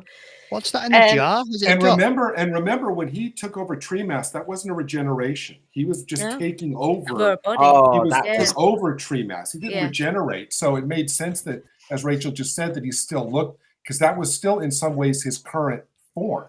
Yeah. But Gary, you're These- right that when I saw the tree mass reject, that is it. To me, that's still a kind of body horror thing as a kid, because Oh, it's he terrifying. basically, it was like a spider with a fly. It was like, Yeah. you are mine, and I envelop you. It was horrible. He's And knowing that it's overtaken someone else's father as well. yeah. Horrible. Absolutely awful, Savage. that. Now, of course, the Master's been given mishits. This is a misfire in a way. Why did Oh. they make him go all kind of Khalid? I quite like that. The thing is, I never understood, when I think about it, Rachel, is just why did he need to dress up? Because there was nobody there. Perfect, Brendan. You've nailed it. Yes. True, but I really liked it. It's so they can have all the goo pouring out of it. Yeah, and they really like doing that with the Master, don't they? Particularly with the Anthony Ainley Master. Now, Well, Sean, in the yeah. go on, Sean. You did ask us. You obviously haven't seen Mark of the Rani. You've got so much catch up. This is in the Rani's TARDIS. Experiments. Now, she experiments. Right. They're all dinosaur embryos and stuff. Right. See. This goes back to what we were talking about earlier. So you showed pictures from the new upcoming episode tonight or tomorrow. Yeah. Couldn't care less. They have to put Doctor Who at the top in writing so you know what it is. And then you've got, I mean, look at these photos. I'm like, I gotta watch that one. Brilliant. I gotta watch that one. I Oh, gotta watch that one. Survival. That's a great one. It's a Looks brilliant like photo. An American Werewolf in London, doesn't it? Well, they could have. They missed the point, really, because I know they had that scene at the end with Ace, but they should have left it where the Doctor and him are fighting almost like animals till the end of time. You know, they're not dead, but it's a good way to end the series. Wow. I did like what they made. That's what I was going to say. In the film, they made him this like weird little slug, didn't they? Which was quite. It was quite scary. Funny, but I love the Doctor's TARDIS in the film. By the way, I know we're off topic. Sorry, but I love that. You know, when you see the Seventh Doctor and he's sat in that little corner library room right at the start, reading his book and talking about how he's getting older, and that TARDIS set. You're like, honestly, right? If the BBC want to make money and Bad Wolf Productions, if you want to make it, or Disney, get Paul McGann, get him to do a mini series and watch the people flock. If you write it properly, you know, there's the free money. It's not difficult to do this. It's not difficult to make a good show. Well, I mean that was an expensive set, but I could not cope with. Right, I'm not going to say anything necessary about Eric Roberts. What I'm going to say is this is when I think they started messing with the Master's character, because he started the whole story in an urn. He was dead. He'd been defeated. He was taking him back to Gallifrey, wasn't he? Is that right? Yeah. And so now we've gone. You see, the Doctor Who movie from then to the Gold Tooth, it's the same thing. You've turned the Master into something that can be defeated and turned into an object. And I think you're killing a great iconic villain. Well, the Tooth was just a copy of the Ring, but I mean, in terms of like changing the character, I can see what you mean, because it kind of, you know, if he can never be defeated. But I like, the only thing that got me about the film though is, even knowing like the limited bits I do of Classic Who, you're kind of thinking, right, so the Master's apparently died, and he wants the Doctor to take him up to Gallifrey in the TARDIS, and the Doctor doesn't go, hang on a minute, this might be a kind of trap. I know he's just been, you know, he's just been shot in a hit and run, but it's a bit like, come on, Doctor, have a think about it. Eric Roberts, if you're watching, sorry none of us picked you. Oh, Eric Roberts, I love Rough Air, Danger on Flight 534. But we did pick you, Derek. But your slide of you was so far away that I couldn't get to you in time. But that's the shot, isn't it? He's not pulling the face yet, but he's got it ready. Now that man should have been used for more than one episode, as we said. You know, I've always thought it would have been. I don't know. Obviously, Derek Jacobi is probably hugely busy and in demand. That's obvious. But how great would it have been if we would have saw the Professor like a couple, 3 episodes, just random episodes that earlier that season, where he is one of the Doctor's friends, he assists him even for a scene or whatever. And then when he turns out to be the Master at the end, it's a much bigger shock because we'd already seen him over like 3 or 4 episodes. That would have been great. I love that reveal. I love that reveal. But I do as well. I agree with you. But here's the question: the gender fluidity of the Master into Missy. I'm not challenging the actress, because I liked what she did with Missy. It's just that we've had the Master with the urn, the Master Gold Tooth, the ring, and all the rest of it. We've now got the Master turned into Missy. This is where we've messed with a character too much, is my personal opinion. What are yours? See, I think this, I mean, obviously I might change my mind when I watch them all, admittedly, so I'll keep the door open for myself. But I think this was the Missy character was the best argument that you could have made for there to be a female Doctor, and for that to work if you wrote it appropriately. But like I said, so I thought Missy was arguably better than John Sim, which, I mean, I love John Sim. But I think she was absolutely brilliant, and I just loved that kind of strange femininity she brought to it, where she was very clearly a woman, but, which I know sounds strange, but stick with me a minute. But she still encompassed what the Master was. And yes, I know I'm talking from a limited back point in history. I might change my mind because, you know, we're humans. But yeah, I mean, I think she was great, to be fair. The stories she was in weren't always fantastic, but that's the Capaldi era for you. Well, I know, too much dabbling. It's the Stephen Moffat syndrome. But I want to ask Jeremy, because Jeremy obviously is so well-grounded. I'll just leave Sasha there. What did you think of Missy, Jeremy, as a concept? What did I think about Missy? I wasn't that keen on Missy. I preferred the Masters, you know, as a male counterpart, as a foe. I thought. Because they did make that way. Sorry, they did make a very gutsy move, didn't they? Because I mean, obviously, I'll put this to you guys because you do the historic, you know, the Classic Who. But in one of the last stories, and that's why they end up killing each other or themselves, Missy and the Master in that episode, is because she agrees to finally help the Doctor, and the other Master's like, "No, we'll never do that. We'll never help him." was that something that happens in classic Who, or is that pushing the character too far? Do you think? And I don't know from like what's happened before. There are times where they've had to work together, isn't there, for the Yeah. Master and the Doctor in classic? I mean, even Legopolis. Yeah. You know? So it's I mean, the one thing that, and I still can't reconcile this, why didn't it was clearly established, and Moffat knew this. He knew the canon right, left, and center. Why didn't Capaldi recognize? It was clearly established that Time Lords could recognize each other no matter what form they were. Deadly Assassin established that all over the place, as did other stories. So why didn't Capaldi recognize Missy as the Master? It was well established he should have. There's no reason why she had to tell him, "Oh, I'm the Master," and then he knew. No, all Time Lords can recognize each other no matter what their form is. Didn't they lay breadcrumbs in that era with to explain why he didn't recognize her? But I'm sure, doesn't he say something in that series about the fact that, and maybe this is just what RTD brought in, but wasn't there something about him saying that he sometimes he could miss them, and it's not to do with the chameleon circuit, but I'm sure he said they could disguise, like, maybe not, maybe I'm trying to think, but I thought they'd already laid a couple of breadcrumbs. Maybe they didn't, but I thought maybe they had done. But it's interesting. Well, we've really, I mean, and you can go on and on and on. The Master is such a key. I mean, 51 years, really, is it about now? 51, 52 years we've had the Master. And so and I don't think we've covered the surface of many, but the best Master story is a hell of a chat to have. And hopefully you've enjoyed the nostalgia, everybody, because what we're trying to do in the sense sphere, which is why you start pressing those buttons, you little devils, is because the truth is we will mix nostalgia with the new series. Sunday, we will be there, 7 p.m, Rogue the Review, we will be there.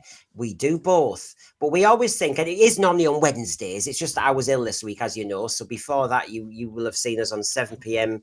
last a week or so back doing this. We'll always have a nostalgia item to just kind of renew our love of Doctor Who. And that's hopefully what we've done tonight. And thank you for your activity in the thread. We've really appreciated it. And let's hope that you were so active that a button was pressed, a like was clicked. Otherwise, how very dare you to use a That's right. We're not doing this for our health, people. Yeah, I mean, honestly. And we're not doing it for money either. Yeah, we're not. Yeah, Sean. Yeah, that's definitely in the contract. We'll send the Master around. But just before we do go, we do have, you do your own reviews, don't you, Sean? So please, can everyone look that out? Do you want to give it a shout out, Sean? So review it yourself. The podcast with the Sigh. No politics, no pandering. Absolutely no point. Me and a guest and my new co-host, Sarah. We basically talk about films every other week. New episodes come out on a Monday. It's nothing fancy. It's just conversational. Stick it on. Enjoy yourself. A little bit of swearing. I know there's none of that here, but yeah, no C words. Don't worry. So yeah, go over there and give it a listen. Yeah, Cheers. He certainly does. You do movies a lot, don't you? A few Doctor Who's as well. I'm doing a Donna Noble series at the minute. Yeah, so please check that out. And Rachel, our queen of the walk. Hi. Thank you. Royalty is here. Yes. Please join me on my channel. Chat about it. Don't chat about it with Rachel. I'm currently running on Schedule B. If you look at my about page, you'll understand what that means. I cover Doctor Who and a little bit of everything else. At the moment, it is Saturday to Thursday at 4. Well, except for Saturday at 4 p.m. And then the Saturday one will be after the Doctor Who episode. And if you want to get an idea about how bad British drivers are, go to Rachel's channel. I had no idea where to put that video. I tell At you least we what. drive on the right side of the road.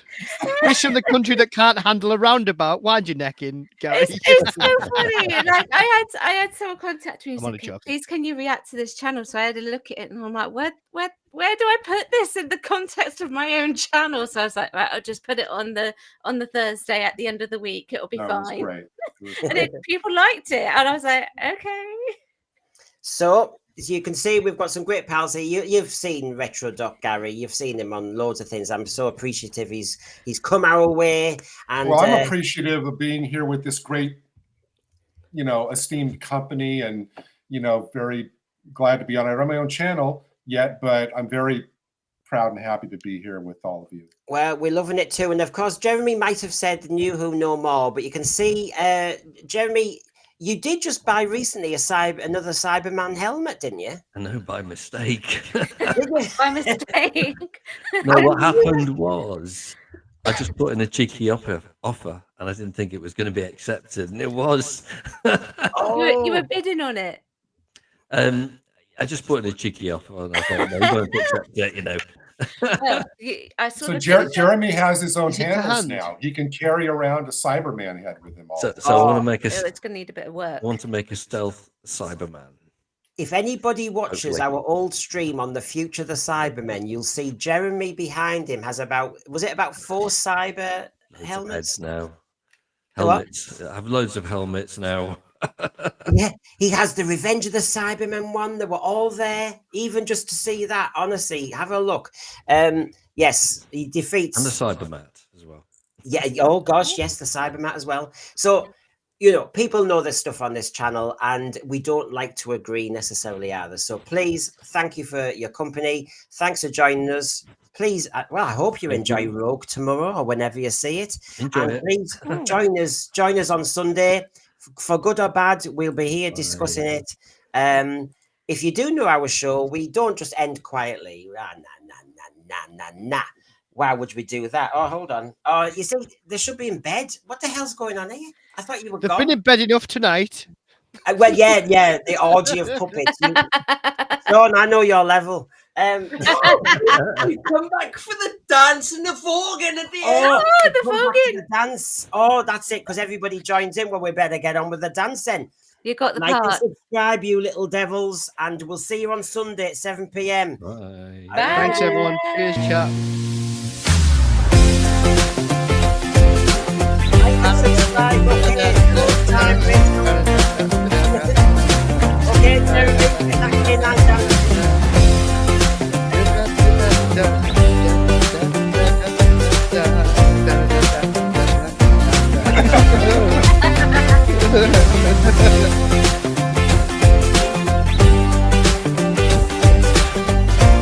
How do we make it dance? You're not getting me a dance. I'm voguing. You can vogue. Like and subscribe, everybody. See you Sunday. Cheers, everyone. We're doing it, Peter. Good night, John Boy. Good night, everyone. That's right. Bye-bye, Duggan. Bye-bye. Bye.